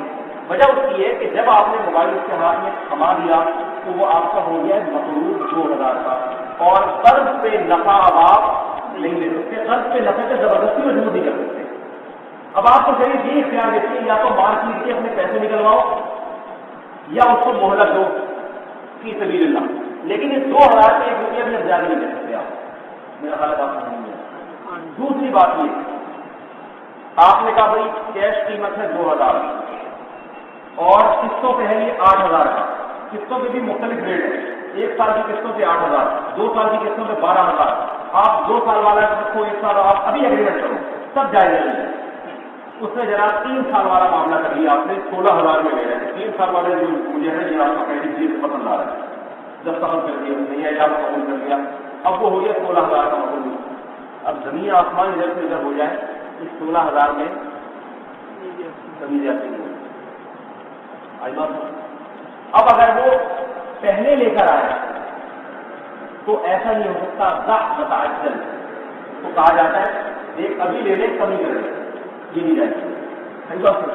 اب 16000 ہی 16 اس سے لے لیں آپ پھر آپ کی مرضی، آپ نے چل یار 8 واپس لے، میری طرف سے تجھے صحیح ہے، لیکن اس شرط پہ آپ نہیں کمی کر سکتے کہ بھائی کیونکہ قیمت 16,000 کی بھی تھی، لیکن اگر تو دیکھنے کی جا تو ہے، لیکن اگر کل میں آیا نا ایک طرف سے آپشن ہے تو میں 2 بڑی سیلاب میں یہ اب نہیں ہو سکتا. اب جو مقروض ہو گیا تو ہو گیا. میرا خیال ہے بات سمجھنے آ رہی ہے. تو قسطوں کے کاروبار میں بھی یہ ہے کہ اسی وقت مجلس میں جو قیمت طے ہو جائے، اور آپ دیکھو یہ تھا 2,000 روپے کا موبائل، لیکن میں آپ سے 8,000 کا کیوں بیچ رہا ہوں؟ اس مدت کی وجہ سے کہ آپ سال کے بعد پیمنٹ کریں گے، یہ جائے گا. اور یہ پورے سمجھے جائیں گے اس موبائل کے بدلے میں 8,000 کو یہ سمجھائے گا موبائل پورا 8,000 کا بکا ہے. لیکن اگر میں نے بیچ دیا 2,000 کا اور آپ سے میں نے کہا ریٹ کا ریٹ دیا، لیکن اگر تم نے پیمنٹ میں تاخیر کی نا تو 8,000 والی قیمت کو ہو جائے گی. تو اس کا مطلب یہ ہے کہ موبائل کی قیمت جو ہے 2,000 کی. اب جو آپ اس سے اضافی لے رہے ہیں تو کسی چیز کے مقابلے میں نہیں ہے، لہٰذا وہ اضافی کیا ہو جائے گا؟ کہتے ہیں ایسی چیز کو جو کسی چیز کے مقابلے میں نہ آ رہی ہے. سمجھ میں آ رہی ہے نا بات؟ یہ ہو جائے گا حرام، ناجائز. یہ ہے قسطوں کا کاروبار اور یہ جائز. اب میں آپ کو یہ انشاءاللہ آئے آپ کی سمجھ میں آئیں گے. پہلی بات تو یہ کہ دیکھو سود کھانا شریعت میں اتنا بڑا گناہ ہے، اتنا بڑا گناہ سودی لین دین کرنا. ایک بات یاد رکھیں، خالصتاً سودی معاملات کو بہت ہی کم لوگ کرتے ہیں، اس سے تو بہت بڑا ڈیبیٹ چاہیے کسی کو قرض دے کے نفع اٹھانا. لیکن اس کے علاوہ تجارتوں میں سودی معاملات بہت چل رہے ہیں اور عوام جہالت کی وجہ سے اس کو سودی نہیں پڑتی. مثال کے طور پر ایک صاحب آج میرے پاس آئے، کہنے لگے کہ ایک آدمی نے مجھے 10,000 روپے دیے اور کہا کہ تم 10,000 سے کاروبار کرو، کاروبار میں اگر نفع ہوا تو 50% میرا 50% تمہارا. جائز ہے مدارت کہتے ہیں. لیکن اگر یہ 10,000 میں نقصان ہوا تو 10 کے 9 ہو گئے، 8 ہو گئے یا ڈوب گئے تو میرا کوئی نقصان نہیں ہوگا، تمہیں بننا پڑے گا. اب دیکھو یہ نام تجارت کا ہے مگر معاملہ یہ فرق ہے. وجہ اس کی ہے کہ تجارت اور سود میں ایک فرق ہے، قرض اور تجارت میں ایک فرق. قرض جب آپ کسی کو دیتے ہیں تو جو قرض لینے والا ہے وہ اس پوری رقم کا ضامن بن جاتا ہے. اب وہ رقم اس سے ہلاک ہو جائے، ڈوب جائے، مر جائے، کھپ جائے، اس کو وہ 10,000 بہرحال لوٹانے ہیں. اس میں قرض دینے والے کو یہ فائدہ ہوتا ہے کہ اس کی رقم سلامت رہتی ہے. لیکن تجارت میں جب آپ رقم لگاتے ہیں تو وہ قرض نہیں ہوتا، وہ امانت کی حکم ہوتی ہے. امانت ہے آپ کے پاس یہ رقم. اور امانت کے بارے میں مسئلہ یہ ہے کہ اگر آپ نے کوئی امانت کسی کے پاس رکھوائی اور قدرتی آفت سے وہ امانت ہلاک ہو گئی تو جس کے پاس امانت رکھوائی وہ ضامن نہیں ہوتا. میں نے آپ کے پاس 1,000 روپے رکھوا دیے، میں نے کہا بھائی امانت ہے، حالات خراب ہے، ذرا اپنی جیب میں رکھو، اور کوئی جیب پتر آئے نکال کے لے گیا، بس اتنا لے لا. میں آپ سے مطالبہ نہیں کر سکتا بھائی وہ تو بیٹھ جائے گا، بھائی امانت تھی، میں نے قرض تھوڑی لیا تھا. لیکن اگر قرض دیا تو دینے پڑے. بعض صحابہ ایسا کیا کرتے تھے کہ لوگ آتے ہیں ان کے پاس امانت رکھوانے کے لیے، وہ کہتے ہیں امانت میں تو ہمیں یہ سونا چاندی میں قرض میں دے دو، اس سے تمہیں بھی فائدہ ہمیں بھی فائدہ. ہمیں فائدہ یہ ہوگا ہم اس کو استعمال کر سکیں گے، تمہیں فائدہ یہ ہوگا کہ ہمیں 12 دینا ہی پڑے گا. تمہیں امانت ہے، ہمارے استعمال تو میں آئی نہیں ہو، اور اگر خدا نہ خاصہ ضائع ہو گئی تو تمہارا نقصان ہم جیب سے نہیں بنے گے. تو یہ ایک طریقہ تھا. تو مضاربت یہ شرکت کی تجارت کی جتنی رقمیں لگتی ہیں کاروبار میں وہ امانت کے حکم میں ہوتی ہیں، قرض کے حکم میں نہیں ہوتی. لہٰذا وہ اگر ڈوب گئی، نقصان ہو گیا، بشرطے کہ اس نے جان کر نہ کیا ہو، قدرت کی طرف سے مارکیٹ ویلیو گر گئی، نقصان ہو گیا، تو جس نے سرمایہ لگایا ہے وہ اس نقصان کو برداشت کرے. تو اب دیکھو یہ معاملہ تاجر جو کر رہے تھے آج جن کا میں نے آپ کو بتایا، اس نے 10,000 روپے اس کو دیے اور کہا کہ اب وہ سمجھ رہا ہے کہ کیونکہ میں متعین نفع نہیں لے رہا، میں پرسنٹیج کے حساب سے نفع لے رہا ہوں، تو اس پرسنٹیج کے حساب سے نفع کو سمجھ رہا ہے کہ یہ حلال ہے. یہاں پرسنٹیج کے حساب سے نفع بھی حرام ہو جائے گا، سودی معاملہ ہو جائے گا، اس لیے کہ یہ مشروط نفع ہے اور آپ اپنی رقم کی ضمانت لے لیں کہ مجھے رقم واپس بہرحال ملے گی. یہ بھی سود ہے، سمجھ نہیں آئی بات نہیں. کیونکہ ہم نے سود کی تعریف کیا کی ہے، ہر وہ قرض جو مشروط نفع کھینچ کے لائے، خواب اور نوٹوں میں ہو یا فیصد کے حساب سے. لوگ کہتے ہیں فیصدی معاملہ جہاں بھی آئے گا معاملہ جائز ہو جائے گا. ایسا نہیں ہے بھائی. میں نے آپ کو 10,000 روپے دیے، اب میں کہتا ہوں 10 کے 11 لوں گا، یہ بھی حرام. اور میں کہتا ہوں 10 کے جتنا نفع اٹھاؤ گے اس میں 50% میں لازمی لوں گا، اور رقم یہ قرض ہے یہ بھی تمہیں لازمی لوٹانی پڑے گی. یہ بھی سود ہے. سمجھ میں نہیں آ رہی. اب آپ کو ایک یہاں میں 2-4 باتیں بتا کے آج جب ختم کرتا ہوں. آج ہمارا موضوع ذرا خشک ہے، اگلے ہفتے ان شاء اللہ کے لوگ قرآن کی آیتیں پڑھی اس پر میں بیان کروں گا. موضوع خوش کا ہوتا ہے نا تھوڑا سا، تو پبلک کا دماغ تھوڑا سا وہ ہونا شروع ہو جاتا ہے کہ کیا کہہ رہے ہیں. مجمع میں 5-6 افراد ایسے ہوتے ہیں جو تھوڑا انہیں مسائل میں ذوق شوق رکھتے ہیں، ان کی سمجھ میں آ رہا ہوتا ہے. تو ماشاء اللہ بزرگ ہمارے بھی سمجھ میں آ رہا ہے. اب ایک بات یاد رکھیں، تھوڑا سا میں کچھ متبادل بتا دوں. دیکھو بعض چیزیں متبادل ہوتی ہیں. اچھا یہ سود حرام کیوں ہے؟ ایک بات یاد رکھیں، شریعت کے کا جو احکامات ہیں نا ان کا مدار علت پر ہوتا ہے، حکمتوں پر نہیں ہوتا. اس کی مثال دیکھو، سفر میں جو نماز آدھی پڑھنے کا حکم ہے، یہ کیوں ہے؟ اس کی وجہ کیا ہے؟ بتائیں نا بھائی. سفر میں مشقت زیادہ ہوتی ہے یا نہیں؟ اس کی وجہ کیا ہے؟ سفر میں تکلیف ہوتی ہے، مشقت ہوتی ہے، اس لیے سفر میں نماز کیا ہے؟ آدھی. لیکن یہ علت نہیں ہے، حکمت ہے. نماز دیکھو علت وہ ہوتی ہے جس پر حکم کا مدار ہوتا ہے، وہ ہوگی تو حکم ہوگا، وہ نہیں ہوگی تو حکم نہیں ہوگا. قاتل کو قصاصاً قتل کیوں کیا جاتا ہے؟ اس نے قتل کیا ہے، لہٰذا کوئی کسی کو قتل کرے گا تو اس کو قتل کریں گے، قتل نہیں کرے گا تو اس کو قتل نہیں کریں گے. قتل کرنا یہ قصاصاً قتل کی علت ہے، حکمت نہیں ہے. بعض احکام شریعت سے ایسے ہوتے ہیں جو اصل میں وہ شریعت نے جن وجوہات سے دیے ہوتے ہیں نا ہمیں، وہ وجوہات ان کی حکمتیں ہوتی ہیں، علت نہیں ہوتی. اس کی مثال نماز کی حکمتیں کیا ہے؟ نماز پڑھنے کا کیوں حکم ہے؟ اس جماعت کی نماز کی بہت ساری حکمتیں ہیں. جماعت کی نماز سے مسلمانوں میں محبت پیدا ہوتی ہے، لوگوں کے ایک دوسرے سے دوستیاں ہوتی ہیں. کسی دن کوئی چھاٹ ہوتا ہے تو لوگ پوچھتے ہیں بھائی بندہ کہاں گیا، پتہ چلتا ہے بیمار ہے. بہت سارے اس میں فضائل ہیں. لیکن یہ تمام باتیں ایسی ہیں جو نماز کی علت نہیں ہے، حکمتیں ہیں. لہٰذا حکم کا مدار ان پر نہیں ہوگا. اگر نماز پڑھنے سے محبت کے بجائے نفرت بھی پھیل رہی ہو نا، پھر بھی جماعت کی نماز واجب رہے گی. اس کی ایک اور مثال رسول اللہ صلی اللہ علیہ وسلم نے فرمایا 2 بہنوں کو نکاح میں جمع کرنا حرام ہے. آپ 2 بہنوں سے ایک وقت میں نکاح نہیں کر سکتے. اگر آپ نے دوسری شادی کرنی ہے تو بیوی کی بہن سے نہیں کر سکتے، ایبا فرم کسی اور سے کرنی پڑے گی. اس کی وجہ اللہ کے نبی نے بیان کی، یہ انکم تقطعون به ارحامکم، فرمایا اس لیے کہ اگر تم نے نکاح کیا تو اس کے لیے اس کے ذریعے رشتے داری ٹوٹے گی. وجہ کیا ہے؟ 2 صحیح بہنوں کی محبت ٹوکنوں میں تبدیل ہو جائے گی. صحیح بہنوں میں جو خونی رشتہ ہوتا ہے، محبت ہوتی ہے، ان دونوں کے گھر کے ٹوکن بنا دو تو وہ محبت رہے گی نہیں، پتہ ہو جائے گی. ٹوکنوں میں تو آپس میں یہی ہوتا ہے، وہ چاہتے لگ رہے وہ مر جائے، وہ چاہتے لگ رہے مر جائے. تو عام طور پر بہت ہی کم محبت ہوتی ہے. تو اس کی وجہ کیا بیان کی حدیث میں کہ ٹوکنوں میں یعنی بہنوں میں لڑائی نہ پیدا ہو جائے، اس لیے دونوں بہنوں کو نکاح حرام ہے. اب جن لوگوں میں تفقہ اور بصیرت نہیں ہوتی، کالج میں پروفیسر ہے، 2-4 کتابیں پڑھی شریعت کی اور فتویٰ دینے بیٹھ گئے، تو وہ فوراً فتویٰ دیں گے کہ بھائی اس کی اصل وجہ کیا ہے، 2 بہنوں سے نکاح کی اصل وجہ کیا ہے کہ آپس میں ان کی محبت نفرت میں نہ بدلے. لہٰذا اگر کہیں ایسا نہ ہو اور ٹوکنوں میں یہ دونوں بہنیں آپس میں راضی ہوئے کہ آدمی کی بیوی بننے میں اور بڑی محبت سے رہ رہی ہو تو وہاں جائے ہوگا. یہ جو آج کل جو پروفیسر قسم کے لوگ ہیں نا، کسی قسم کی مسائل سے مسئلے نکالتے ہیں. لیکن جس کو فقہی بصیرت ہوگی، اس نے فقہ پڑھا ہوگا، اصول فقہ پڑھا ہوگا اور پورے علم دین حاصل کیا ہوگا باقاعدہ، وہ یہ کہے گا بھائی یہ جو حدیث میں بتایا گیا ہے کہ 2 بہنوں کو نکاح میں نہ جمع کرو اس لیے کہ اس سے نفرت ہوگی، یہ نفرت کا پیدا ہونا یہ حکم کی حکمتوں میں سے ایک حکمت ہے. حکم کا مدار اس پر نہیں ہے، علت نہیں ہے. یہ علت کیا ہے؟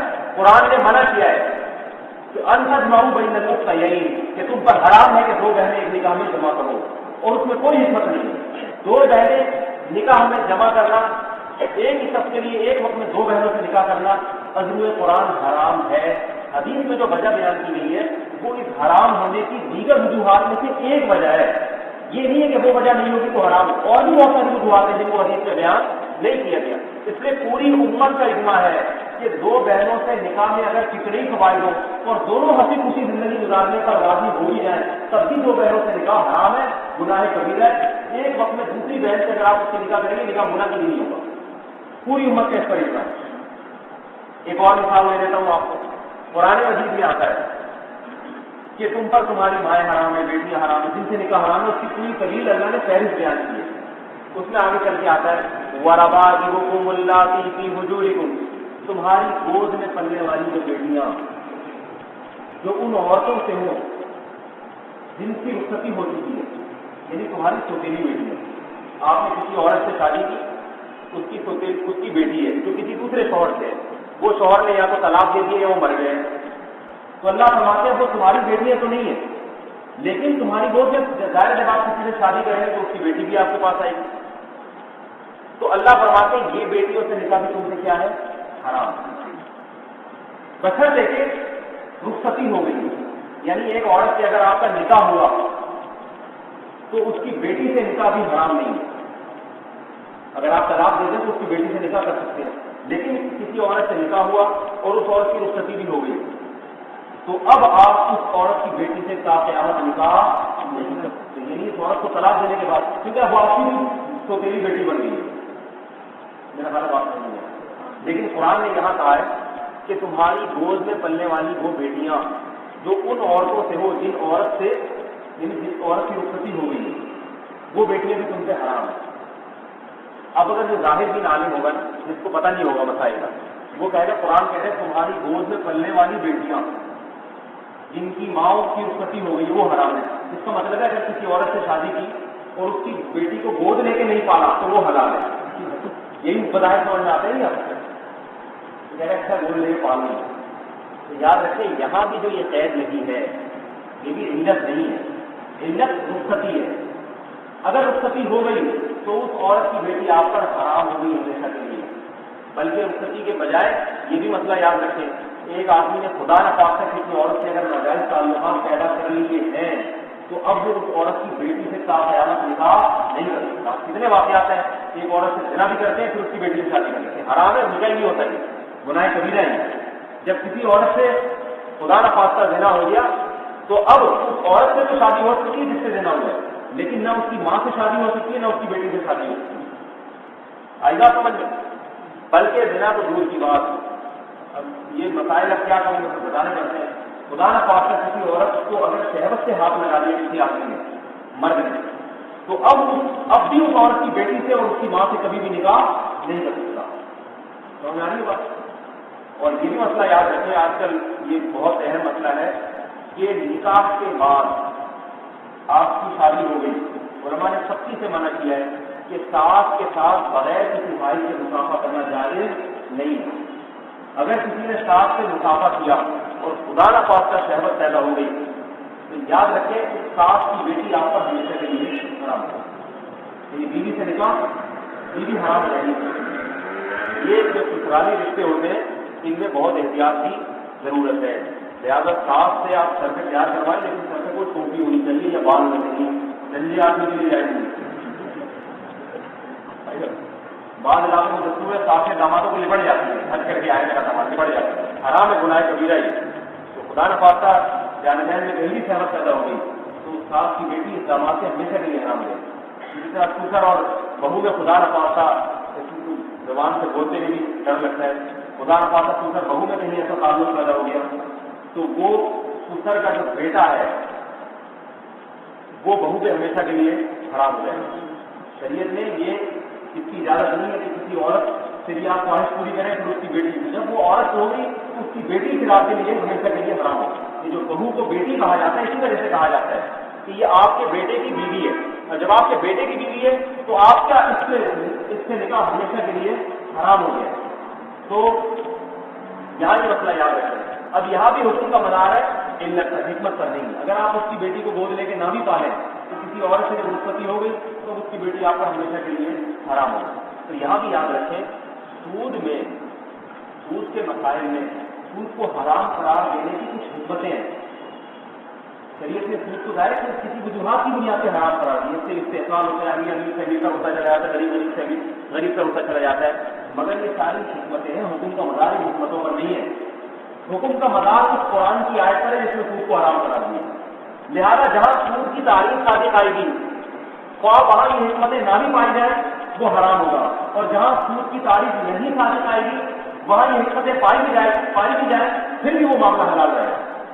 اس کی مثال ہے سود کا بڑا نقصان کیا ہوتا ہے، قرض خواہ کی منظوری سے آپ فائدہ اٹھاتے ہیں، لیکن قرض میں اب بعض لوگ کہتے ہیں بھائی ایک آدمی آیا قرض لینے کے لیے اور وہ کہتا ہے حضرت میں اپنی مجھے 10,000 دے دیں، اپنی خوشی سے میں وعدہ کرتا ہوں 11 دن آپ کا، تو لوگ کہتے ہیں بھائی غریب خود 10,000 روپئے دینے پر راضی ہے تو یہ نہ کوئی معاشرے میں نہ استحصال. بینک یہی تو کہتے ہیں, بینک کہتے ہیں متاجروں کو قرضہ دیتے ہیں, ان سے سودی نفع لیتے ہیں, متاجروں کا بھی فائدہ اور ہمارا بھی فائدہ. ہم عوام سے قرضہ لے کے عوام کو سودی نفع دیتے ہیں, عوام کا فائدہ تبھی تو عوام میں دے رہی ہے, اس سے تو معاشرے میں کوئی بھی استحصال نہیں ہوا.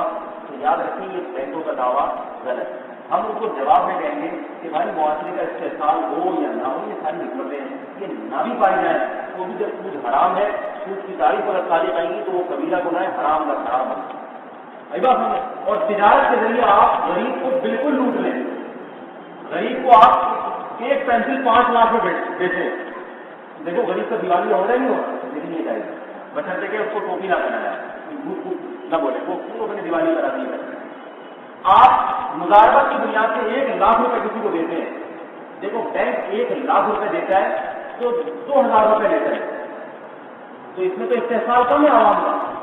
1 لاکھ تو صرف 2,000 عوام اس کو دے رہی ہے, لیکن یہی 1 لاکھ آپ مزاربت سے دیتے ہیں اور کہتے ہیں جتنا کماؤ گے 50% لوں گا, اور وہ کما کے 1 لاکھ کما کے 50,000 آپ کو دیتا ہے. اس میں بظاہر استحصال ہے عوام کا, لیکن یہ حالات ہے کیونکہ مزاربت ہے, اور مزاربت کو اللہ نے جائز کرا دیا. رہا یہ مسئلہ کہ شریعت کے عجیب و غریب حکم ہے کہ ایک طرف استحصال ہو جائز ہوگی, تو یاد رکھیں ہمیں استحصال نظر آتا ہے, حقیقت میں ایسا نہیں ہے. مزاربت میں ہمیں استحصال نظر آئے گا, اگر آپ جب گہرائی میں جائیں گے تو نتیجے اور انتہا کے اعتبار سے اس میں معاشرے کا استحصال نہیں ہے. سود میں بظاہر تھوڑا نفع نظر آ رہا ہے, مگر حقیقت اور ماہیت کی گہرائی میں گھسیں گے تو پورے ملک کی وجہ سے بیٹھ رہی ہوتی ہے. یہ ابھی موضوع نہیں ہے اور وقت نہیں ہے, ورنہ کبھی وقت ملا تو میں آپ کو بتاؤں گا کہ سود میں اگر آپ 1 روپے بھی نفع کماتے ہیں نا, اس سے بھی معاشرے کا استحصال ہوتا ہے. مزاربت میں آپ کروڑوں روپے اگر چھاپ لو, اس سے معاشرے کا استحصال نہیں ہے.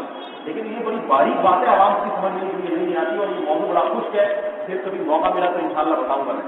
تو لہٰذا جہاں ہم نے دیکھنا یہ نہیں ہے کہ اس سے استحصال ہو رہا ہے یا نہیں ہو رہا, غریب کا نقصان ہو رہا ہے فائدہ ہو رہا ہے, ہم نے دیکھنا یہ ہے کہ اس سے سود کی تاریخ اس سے صادق آ رہی ہے یا نہیں آ رہی. سود کی تاریخ صادق آ رہی ہے تو وہ حرام ہے, اور یہ اعتراض آج نہیں ہے, یہ 1400 سال پہلے مشرکین مکہ نے لکھ دیا تھا. وہ اس سال کا جواب دے کے میں اپنے درس کو ختم کرتا ہوں. آج تھوڑا موضوع خشکا ہے تو اتنا ہی کافی ہے. اگلے درس میں انشاءاللہ پھر سود کے بارے میں جو آیا ہے قرآن کی حرام قرار دیا ہے وہ بتاؤں گا. دیکھو آج لوگ اشکال کرتے ہیں, کہتے ہیں بھائی یہ سود میں تو پبلک کا بھی فائدہ ہے. دیکھو یہ آپ لوگ بینک میں رکھنے رکھواتے ہیں نا, 1 لاکھ روپئے رکھواتے ہیں, بینک 1 مہینے بعد سال بعد نفع دیتے ہیں, لوگ ایسے استحصال کیا ہے تو فائدے نہیں ہو رہے. تو اس قسم کی باتیں کرتے ہیں. یہ اعتراضات آج کے نہیں ہیں, بلکہ یہ 1400 سال پہلے مشرکین مکہ نے لکھی ہے. مشرکین مکہ میں ایک اصول یہ تھا قسطوں پہ بیع کا, جس کو بیع مؤجل کہتے ہیں, اور مرابحہ مؤجلہ بھی کہتے ہیں, جو آج کل نظام لگنے چل رہا ہے. مشرکین مکہ میں جو ایک سسٹم تھا راستہ مرابحہ مؤجلہ, وہ ہوتا یہ تھا, وہ مثلا تجارت کرتے, شام وغیرہ سے سامان لے کر آتے تھے اور اس کی ویلیو لگاتے تھے. کہتے بھائی جو کیش پہ دے گا اس کے لیے 1 لاکھ روپے, سمجھ آ رہی ہے بات, وہ کتنے کا ہے 1 لاکھ روپے کا.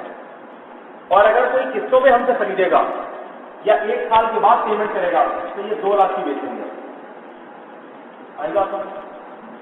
یہ معاملہ ایسا تھا جو جائز تھا, لیکن پھر وہ ایک اس میں گڑبڑ یہ کرتے تھے کہ 1 سال کے بعد اگر وہ 2 لاکھ روپے نہیں لایا اور آ کے کہتا ہے بھائی مجھے مہلت دے دیں مزید سال کی, اور یہ 2 کے 2.5 کرتے ہیں, تو یہ کہتے تھے ٹھیک ہے ہماری طرف سے اجازت ہے.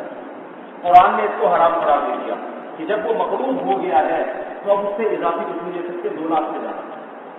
اس سے مشرکین نے اعتراض کیا انما البیع مثل الربا, کہ ہم جو عام بیع کرتے ہیں جس کو آپ جائز قرار دیتے ہو وہ بھی تو یہی ہے.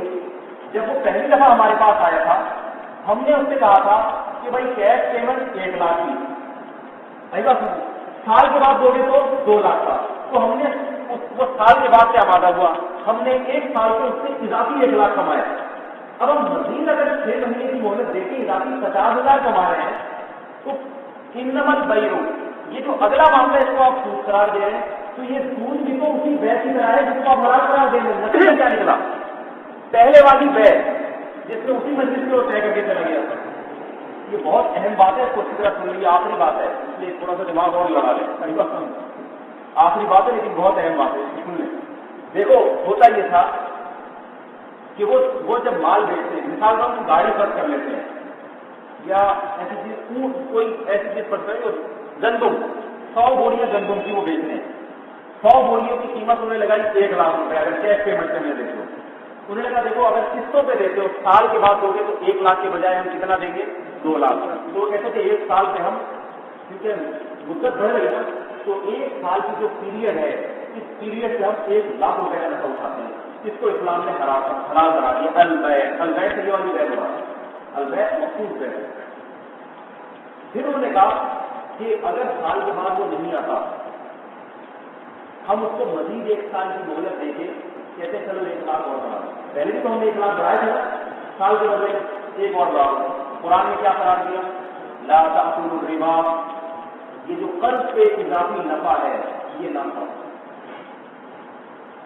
اب وہ 2 لاکھ کا مقروض ہو گیا نا، مقروض ہو گیا، اب آپ مہلت دے کے اس سے مشروط نفع اٹھا رہے ہیں، آپ اس کو مقروض بنا کے کہ بھائی 1 سال کی مہلت، لیکن یہ بھی شرط ہے کہ اس میں لاکھ بڑھا لو، اس کو قرآن نے اس نفے کو ربا قرار دیا۔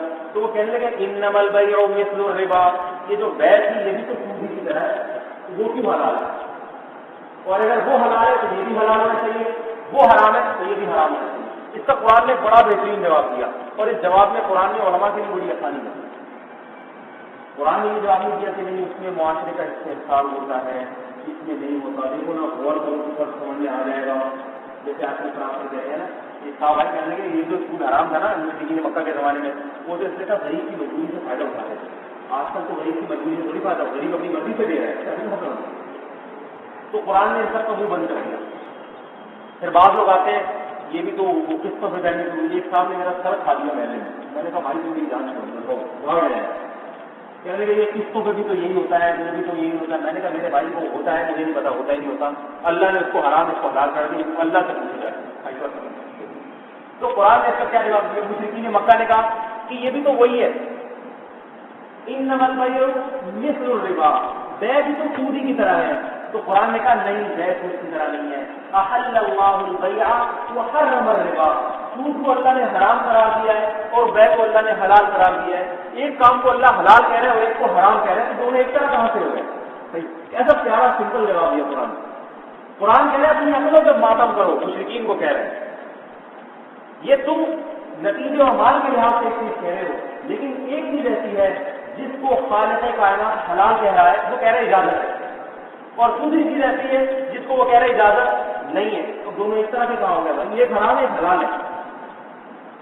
تو یاد رکھیں یہ جو آج کل پروفیسر طبقہ پیدا ہو رہا ہے نا ٹیکنیکل قسم کا، آج کل ٹیکنیکل لوگ مارکیٹ میں بہت آ رہے ہیں عجیب عجیب قسم کے، 8-10 کتابیں پڑھتے ہیں، PhD کر لیا کسی MA یونیورسٹی MA اسلامیات پڑھ لی اور پھر وہ یونیورسٹی سے کچھ کیا، پھر مقالہ لکھنے ان کے اوپر عجیب عجیب قسم کے احمقانہ قسم کے اشکالات کرتے ہیں، احمقانہ قسم کی باتیں کرتے ہیں، تو ان کو یہ نہیں پتا ہوتا یہ چیز اس کی حکمت ہے یا علت ہے، سب چیزوں میں فرق بند کر دیتے ہیں۔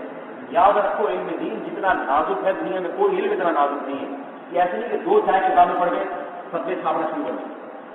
تو ایک دفعہ ہمارے ملک کے ایک پروفیسر ہیں، انہوں نے فتویٰ دیا 2 بہنوں کے نکاح کے بارے میں حلال ہے، فتویٰ یہ اس کے انہوں نے کہا کہ یہ صورت کی گنجائش ہو سکتی ہے کیونکہ یہاں بہنوں میں آپس میں بڑی محبت ہے اور حدیث میں آتا ہے وہاں حرام ہے جہاں وہ نفرت کر رہی ہے اس لیے حرام، تو یہ ہر جگہ نہیں چلتی یہ بات۔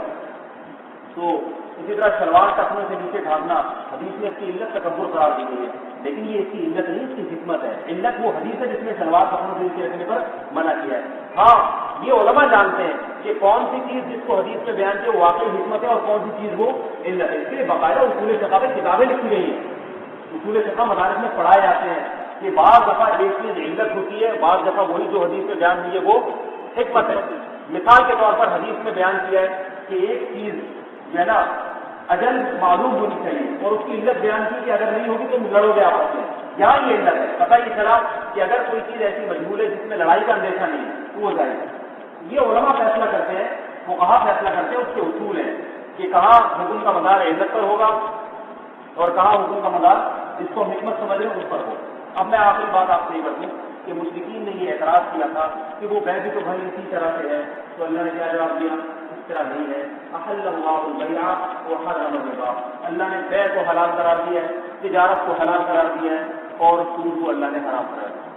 آخر میں ایک بات معذرت کے ساتھ کہ میرے بھائی یہ جو نظام بینک اور اسلامک بینکوں میں جو کاروبار چل رہا ہے نا آج کل، اس میں بھی جو علماء جو مفتیان کرام سود کے مسائل میں ماہر ہیں اور فتوے کے کام سے منسلک ہے باقاعدہ، یاد رکھو ہر چیز میں اس کے ماہرین کا اعتبار ہوتا ہے. عالم کے بہت سارے شعبے ہیں. حضرت مولانا طارق جمیل صاحب بہترین عالم ہے، تبلیغ جماعت، مفتی نہیں ہے، لیکن دوسری چیز میں بہت ماہر ہے. بیان ایسا ماشاء اللہ تاریخی بیان منقراب سے اس چیز میں عین ممکن ہے کوئی مفتی بیچارہ خالی ہے اس کو وہ چیز. بعض ہوتے ہیں مصنف تصنیف، ہمارے جامع بعض ایسے ایسے کم عمر نوجوان علماء ہیں، آپ ان کی تصانیف پڑھیں گے آپ خراب ہو جائیں گے، لیکن مسائل پوچھیں گے تو کچھ نہیں جواب دیں گے. مسائل کی ایک الگ فیلڈ ہے. ہمارے ہاں جب ایک عالم مدرسے سے فارغ ہوتا ہے تو جامعہ رشید میں بھی ہے ایک جو اس میں سیدھا سیدھا علماء کو منتخب کیا جاتا ہے جن کو فقہی ذوق ہو، ان کو مسائل کی ٹریننگ دی جاتی ہے، فتوے ان کے حوالے کیے جاتے ہیں. بڑے مفتیان کرام کی نگرانی کو 8 10 سال 15 سال یہ کام کرتے ہیں. اس کے بعد مدرسہ ان کو اجازت دیتے ہیں کہ یہ مفتی ہے. میرا خیال ہے بات سمجھ نہیں آ رہی. ہر فیلڈ کے اپنے ماہر ہوتے ہیں. مدارس میں بات شیخ الحدیث ہے، آپ کے نام ہے شیخ الحدیث حضرت صاحب نام. شیخ الحدیث کا مطلب یہ نہیں کہ سارے مسائل بھی ان کو آتے ہیں. شیخ الحدیث کا مطلب یہ کہ بھائی حدیث میں ان کو بڑی مہارت ہے. آپ ان سے راویوں کے نام پوچھ لیں، حدیث کے رواب کے نام بتا دیں گے، حدیث کا بتا دیں گے صحیح ہے یہ ضعیف ہے، راویوں کا پورا آپریشن کر دیں گے. اس میں عین ممکن ہے کوئی مفتی بیچارہ صفر ہو، اس سے پوچھیں تو وہ کوئی نہیں بتاؤں گی یہ چیز ہے بھی ہے نہیں. صحیح. تو ہر فیلڈ کے اپنے ماہر ہوتے ہیں، اور خاص طور پہ طلاق کے مسائل اور یہ جو معاملات کے مسائل ہیں ان میں بہت زیادہ مہارت کی ضرورت ہوتی ہے. جب تک تجربہ نہ ہونا، ہم 8-10 سال میں آپ کو بتاؤں آپ خرید و فروخت کے مسائل 10 کتابیں پڑھ لیں، لیکن جب آپ کو اس سے کوئی پوچھے گا نا کہ حلال ہے تو بھی روک جائے گا. آپ کہیں پتہ نہیں جو ابھی جیسے آپ نے میری تقریر سن لی بڑے کچھ ہمیں بھی پتہ چل گیا، لیکن میں آپ کو لکھ کے دیکھوں باہر اگر کوئی پوچھے نا جیسے میرا کاروبار ہے جائز نہیں آپ کی تو بھی گھوم جائے گی. اب آپ کہتے ہیں کہ یہ ریبن بدل میں ہے ریبن نقا میں یہ سال چل رہا ہے 100 سال تک بیٹھ کے گھماتے رہو گے آپ کی سمجھ نہیں بولے بھائی تو یہ بتا چیزیں پوچھ رہے ہیں. ایسا ہوتا ہے جیسے حج کے مسائل آپ نے 100 دفعہ پڑھ لیے ہو، لیکن جب حج کرنے جاؤ گے یاد نہیں ہے کہ آپ حاجیوں کو دیکھو گے کیا کر رہے ہیں کدھر کو گھوم رہے ہیں. میں آپ کو بتاؤں حج جب لوگ کرنے جاتے ہیں تو مجھ سے وہاں سے فون آتے ہیں، مکہ اور مدینہ سے میرے پاس فون آتے ہیں کہ حضرت وہ رمی آج کے دن ہم سے رہ گئی ہے، اب ہم کر لیں. ابھی رمی آج کا دن ہمارے لیے رمی کا ہے یا نہیں ہے. میں نے 10 دفعہ پڑھے اس کی مسائل ہمارے نہیں معلوم کیا ہے کیونکہ ہم نے نہیں کیا تو پتہ نہیں چلتا بھائی وہ یاد ہی نہیں رہتا اس کو. تو ملا علی قاری رحمۃ اللہ علیہ نے حج کے مسائل پر ایک کتاب لکھی ہے، تو پوری دنیا نے اس کتاب سے استفادہ کیا، فائدہ اٹھایا. ملا علی قاری رحمۃ اللہ کے نام سے بڑے زبردست عالم گزرے، حج کے مسائل سے بڑے ماہر تھے. کتاب لکھی، حج کرنے گئے پہلی دفعہ تو بیت اللہ کا الٹا طواف شروع کر دیا. لوگ ادھر کو گھومتے ادھر کو گھوم رہے تو زمانے میں رش بھی اتنا نہیں ہوتا تھا. حج نہیں میرا خیال ہے عمرہ کر گئے، عمرے میں رش نہیں ہوتا تھا ایسے موسم میں ادھر کو گھوم رہے. کسی نے پکڑ لیا بولا بھائی کہنے لگا حضرت بھائی صاحب اس کو نہیں کہتے ملا علی قاری بڑے آدمی. اس نے کہا بھائی جان آپ کو اگر طواف کرنا نہیں آتا تو ملا علی قاری کی کتاب پڑھ کے آ جاتے آپ ملا علی قاری وہاں جا کے آدمی کو یاد نہیں آتا بھائی کلر سے شروع کرنا تھا کلر ہو جاتا تھا، سب بھول جاتا ہے. تو حج کے مسائل میں تجربہ نہیں ہے. تو اسی طرح معاملات کے خرید و فروخت کے جو مسائل ہیں ہمارے جو علماء فارغ ہوتے ہیں نا تو آپ دوسری بالکل کو نہیں آ رہا ہوگا. تو جو پڑھ لیا یوں ہے جب تک عملی طور پر مسائل لکھنے نہیں بیٹھتا انسان 8-10 سال تجربہ نہیں ہوتا صفر ہوتا ہے. تو اس لیے معاملات کے مسائل انہیں علماء سے پوچھا کریں جو اس فیلڈ میں گھسے ہوئے. اسی طرح یہ جو نظام بینک کا معاملہ چل رہا ہے، بینک اسلامی ہے، انبر کا بینک ہے، ان میں اگرچہ ایک فتویٰ تو آیا ہے اس کے حرام ہونے کا، لیکن میں آپ کو بتاؤں کچھ فتوے میں جن علماء کچھ اکثر تو اس میں نوجوان علماء ہیں وہ اس فیلڈ کے نہیں ہے. اس لیے مجھے کتاب سیکھ کے آئی ہے، ہم نے بھی اس کا بڑا غور مطالعہ کیا. اس میں یہی قسم کی ٹیکنیکل غلطیاں بہت زیادہ ہوئی ہیں جو میں بھی آپ کو بتا رہا ہوں کہ بھائی یہ تو گھوم پھر کے وہیں آ رہا ہے. اس کی مثال ایک آخری مثال ہوں. دیکھو ایک آدمی میرے پاس آیا 1 لاکھ روپے قرض دیں. اب شریعت نے مجھے یہ تو کہا ہے کہ قرض دے کے نفع اٹھانا جائز نہیں ہے، لیکن شریعت نے مجھے یہ نہیں مجبور کیا کہ میں لوگوں کو بانٹتا ہوں. میں کہتا ہوں بھائی میں نے 1 لاکھ کاروبار کے لیے رکھنے ہیں، فی سبیل اللہ قرض کے لیے. تو کہہ رہے مجھے تو 1 لاکھ نہیں. اب حرام کیا ہے؟ میں اسے 1 لاکھ روپے دے کے نفع اٹھاؤں، یہ حرام ہے. لیکن میں تصدیق کرتا ہوں، میں کہتا ہوں بیٹا پھر مجھے یہ بتا تم 1 لاکھ کا خریدنا کیا ہے؟ وہ کہتا ہے میں نے گاڑی خریدنی ہے. تو میں کہتا ہوں میں گاڑی خرید کے اگر تجھے بیچ دوں، کہتے ہیں ہاں بیچ دوں. میں کہتا ہوں لیکن میں مہنگی بیچوں گا کیونکہ تو 1 لاکھ مجھے مہینے بعد ادا کرے گا.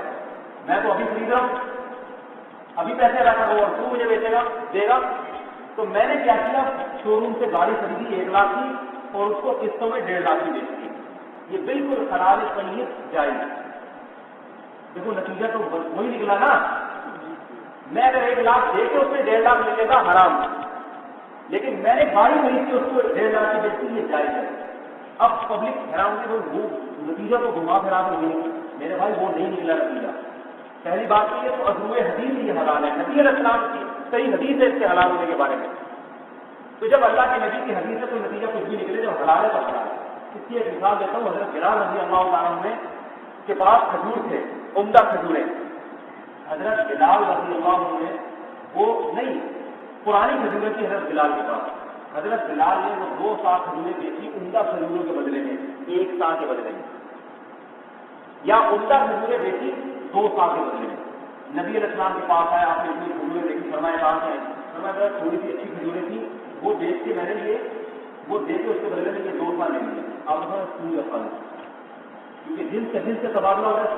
پھر فرمایا یوں کرتے کہ وہ 1 سا تم دراہی کے بدلے میں بیچتے جو یقیناً مہنگی بکتی کیونکہ اچھی کھجور تھی، اور ان دراہم سے یہ سستی والی کھجوریں خرید لیتے جو یقیناً زیادہ ہوتی، 2 سا خرید لیتے. اب دیکھیں یہ معاملہ ہو گیا جائز. کیوں آ گیا درمیان میں دراہم آ گیا؟ میرا خیال بات سمجھ نہیں آتا. تو شریعت چاہتی ہے نوٹوں کا نوٹوں سے تبادلہ نہ ہو، نوٹ کو نہ کھینچ کے لائے، درمیان میں اثاثے ایسے ہونے چاہیے، اور اس سے پوری معیشت سے زمین آسمان کا فرق پڑتا ہے.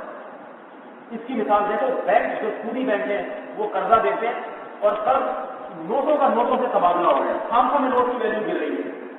جبکہ شریعت ایسے ہی قرضہ دے کے نفع اٹھانے کی ترغیب بھی دیتی. شریعت یا تو قرضہ فی سبیل اللہ تجارت نہیں بناؤ، اس سے قرضوں کی ریٹ بہت ہی کم ہو جاتی ہے. فی سبیل اللہ بہت ہی کم لوگ ہوتے ہیں جو قرضہ دیں. اور اگر شریعت سے تجارت کرنی ہے پھر نوٹوں سے نہیں، درمیان میں اثاثے سے لاؤ. اس کا نتیجہ نکلتا ہے روڈوں پہ گاڑیاں آ جاتی ہیں. جب نظام بینک کے پاس کوئی بندہ آئے گا مجھے 1 لاکھ روپے چاہیے، نظام ہر ایک وہی پکڑا دے گا، بولے گا بھائی چاہیے کیا؟ گاڑی نہیں. تو ایک تو فالتو میں قرضے لینے کوئی آئے گا نہیں، جبکہ عام بینکوں میں کسی کو کچھ بھی نہیں چاہیے، ہر آدمی جا کے قرضہ لے رہا ہے اور لے کے ڈبو رہا ہے. یعنی جس سے کیا ہو رہا ہے، روپے کی جو ریل ٹیل ہے جس کو افراط زر کہتے ہیں، نوٹوں کی جو بہاؤ ہے نا وہ اتنی عوام میں طلب نہیں ہوتی جس میں نوٹ مارکیٹ میں آ جاتے ہیں، کیونکہ بینکوں نے کھلا کھاتا ہے، جس کو چاہیے نوٹ آ کے لے لیں. اب پبلک لے رہی ہے اور نوٹ جیب میں آ رہے ہیں، جو چاہے خریدو. جب آپ کے پاس فالتو نوٹ ہوتے ہیں آپ اس سے فضول خرچی کرتے ہو. لیکن بینکوں نے جو اسلامی بینکوں کا دائرہ کر رہا ہے، آپ کو چاہیے جب تک آپ کو واقعی کسی چیز کی ضرورت نہیں ہوگی آپ قرضہ لینے جاؤ گے نہیں. نمبر 2، ہر ضرورت کے لیے بھی بینک قرضہ نہیں دے گا آپ کو. انہیں ضرورت میں بینک لے گا جس میں بینک بیچ کے نفع بھی اٹھا سکتا ہے. لہٰذا آپ آگے کی بچی کی شادی میں 2 لاکھ روپے چاہیے، بینک میں چلو دوسروں پر یہ اپنی نظام ہے، کوئی حلال طریقے سے قرضہ اٹھا نہیں سکتا. تو قرض کا جو لین دین ہے نا یہ اس کی محدود بہت محدود ہو جاتا ہے. اس لیے میرے بھائی اسلامی بینکوں کے معاملات میں اور سودی بینکوں کے معاملات میں زمین آسمان کا فرق ہے. یہ صرف یہ نہیں قانون سے پکڑو ادھر سے پکڑو کئی بات سن. لیکن ابھی ہمارا حاصل فتوا نہیں ہے. ابھی ہمارے یہاں تحقیقات ہو رہی ہے. بینک اسلامی میں ہماری جامع مسجد کی علماء کی کافی خلافیں ہوئی ہیں. تقریباً 1.5-2 مہینہ وہاں جا کے سسٹم ان سے پڑھا ہے اور ابھی تک ہمیں کوئی اس میں قابل بہت بڑی مقابلے اعتراض کی نظر نہیں آئی. تو اس لیے یہ بھی کچھ متبادل چیزیں ہیں، تصویریں ہیں. تو اگر وہ متبادل تصویر یعنی تبدیلی سے اس کی ماہیت بدل جاتی ہے تو اس کا حکم بدل جائے گا. آرام سے معاملہ حلال کی طرف آئے گا اور پھر حلال کی طرف نہیں آئے گا. معیشت کے اس کے بہترین اثرات بھی پڑنا شروع ہو جاتے ہیں. وہ ہمیں نظر نہیں آتے لیکن جب ایک چیز چلیے تو اس کو حلال کریں گے تو یقیناً بہت نتائج کو دیکھ کے کریں گے. آپ کو ایک نتیجہ بتا دوں، اس وقت دنیا میں جتنے سودی بینک ہیں بڑے بڑے بینکوں کا دیوالیہ ہو گیا ہے لیکن اسلامی بینکوں کا نہیں ہوا. جو یورپ میں ان کا بھی نہیں ہوا. وجہ اس کی کہ اسلامی بینک نوٹ کا تبادلہ نہیں ہوتا، چیزیں درمیان میں آتی ہیں. لہٰذا وہ ایسے بے تحاشا کرنے بادشاہ نہیں پھر لوگوں کو. اور اگر بینک کا نقصان ہوگا بھی، مثلا بینک نے گاڑی لے کے کرائے پہ دے دی آپ کو تو بینک کا نقصان کیا ہوگا؟ وہ پیسے لے کے بھاگ گیا تو گاڑی تو بچ جائے گی نا کم از کم آپ کی، وہ گاڑی ویران کر کے اپنے نقصان کی کافی حد تک تلافی کر لے گا. جبکہ عام بینک کے اگر کوئی پیسے لے کے بھاگ گیا تو بھاگ گیا، کروڑوں روپے نقصان ہو گیا، پھر وہ دیوالی. پھر جب بینک کا نقصان ہوتا ہے تو عوام کا ہوتا ہے، بینک نہیں ہوتا. عوام آئے گی اپنے اثاثے لینے کے لیے، بینک کہتا میرے پاس نہیں ہے، جتنے سے بھاگ گئے اللہ تعالیٰ اٹھا پاؤ. جبکہ نظام بینک میں ایسا نہیں ہو سکتا. عوام آئے گی تو نظام بینک گاڑی والے کو پکڑے گا، کیونکہ اس نے ایسا کرنا چاہیے. دور تھوڑی ہے، گاڑی ہے بڑی اس کے پاس، کرایے کی گاڑی چلا کے گاڑی لے کے پکڑے گا، اس کو بیچے گا، تھوڑا نقصان ہوگا. تو یہ حساب کتاب ہے. اللہ تعالیٰ سمجھنے کی ہم بہت بتا رہا ہے. محرم ہے غیر محرم، دوسرا تو بھائی محرم محرم میں داخل ہے، غیر محرم کی ہوگی باپ کی جواب ہے.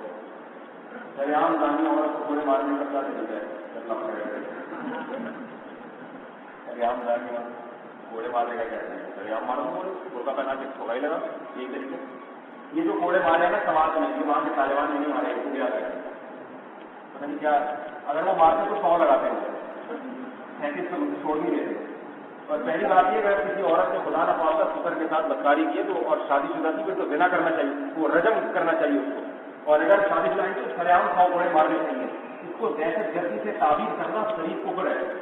قرآن میں صاف حکم ہے الزانیۃ والزانی، زنا کرنے والی عورت اور زنا کرنے والے مرد فاجلدوا کل واحد منہما 100 جلدہ، دونوں میں سے ہر ایک کو 100 کوڑے لگاؤ. وَلْيَشْهَدْ عَذَابَهُمَا طَائِفَةٌ مِنَ الْمُسْلِمِينَ، اور جب ان کو کوڑے مارو تو مسلمانوں کی ایک جماعت اس عذاب کو دیکھ رہی ہے. آئی بات سمجھ میں؟ تو اگر وہاں کے طالبان نے دل پر یہ کام کیا ہے اور شرعی گواہی کے بعد کیا ہے تو پھر یہ عین اسلام کے مطابق ہی ہے. جس کو تکلیف ہو رہی ہے وہ اپنے ایمان کی خیر مارے. آئی بات سمجھ؟ اس کو تکلیف زانیہ پہ رحم آ رہا ہے. آئی بات سمجھ؟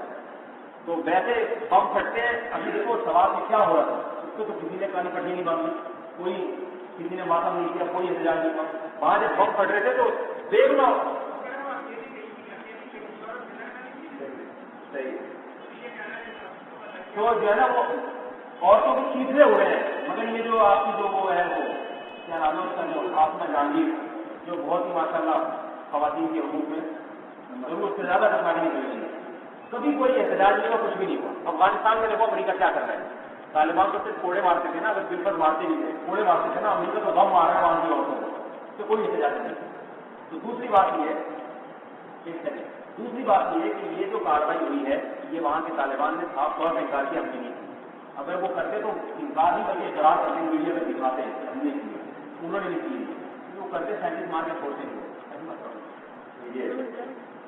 چلیے آپ کیا کہہ رہے ہیں بھائی؟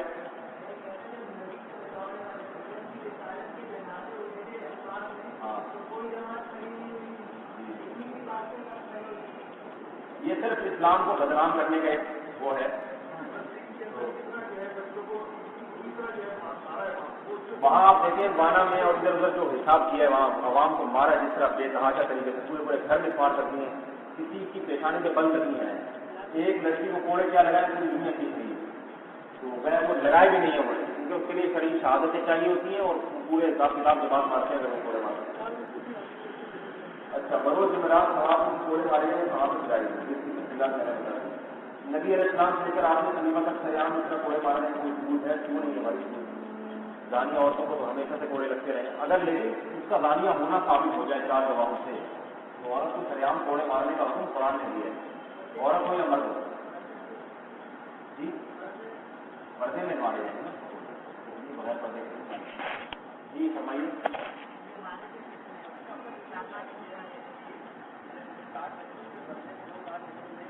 جی ہاں ہاں نہیں میں نے بتایا نا 1 سال گندم کے بدلے میں 2 سال گندم اس لیے لے سکتے کہ وہ تول کر بکنے والی چیز ہے. ہاں وہ جائے بالکل جائے. جو شمار کر کے بیچے جاتے ہیں، ناپ کے بیچے جاتے ہیں، جیسے کپڑا ہے اس میں بھی جائے. کپڑا آپ 1 گز کپڑا 2 گز کپڑے کے بدلے میں لین دین ہو سکتا ہے سمجھ آ رہی ہے. لیکن 1 کلو آٹا 1 کلو آٹے کے بدلے میں نہیں بیچا جاتا. 1 کلو چنے کی دال 2 کلو 1 کلو آٹا 1 کلو آٹے کے بدلے میں تو بیچا جا سکتا ہے، 2 کلو آٹے کے بدلے میں نہیں بیچا. 1 کلو چنے کی دال 2 کلو چنے کی دال کے بدلے میں نہیں بیچا جاتا، کیونکہ یہ وزن کرنے والی چیز ہے. گوشت 1 کلو گوشت 2 کلو گوشت کے بدلے میں نہیں بیچا جا سکتا. اور یہ بھی آپ رکھیں یہ بہت زیادہ فرمائیے.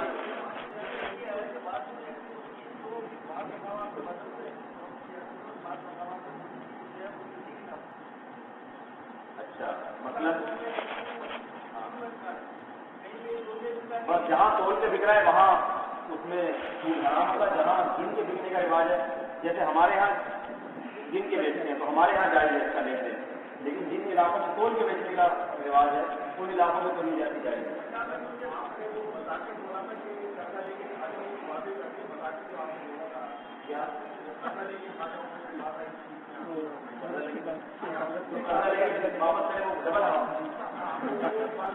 وہ ڈبل آمد کا مطلب یہ نہیں ہے, مطلب یہ ہے کہ وہ بیچارہ کھا رہا ہے تو یہ پتہ نہیں کہ کھا کر پوچھتا تھوڑی ہے, وہ کام کو میں واپس کر رہا ہوں.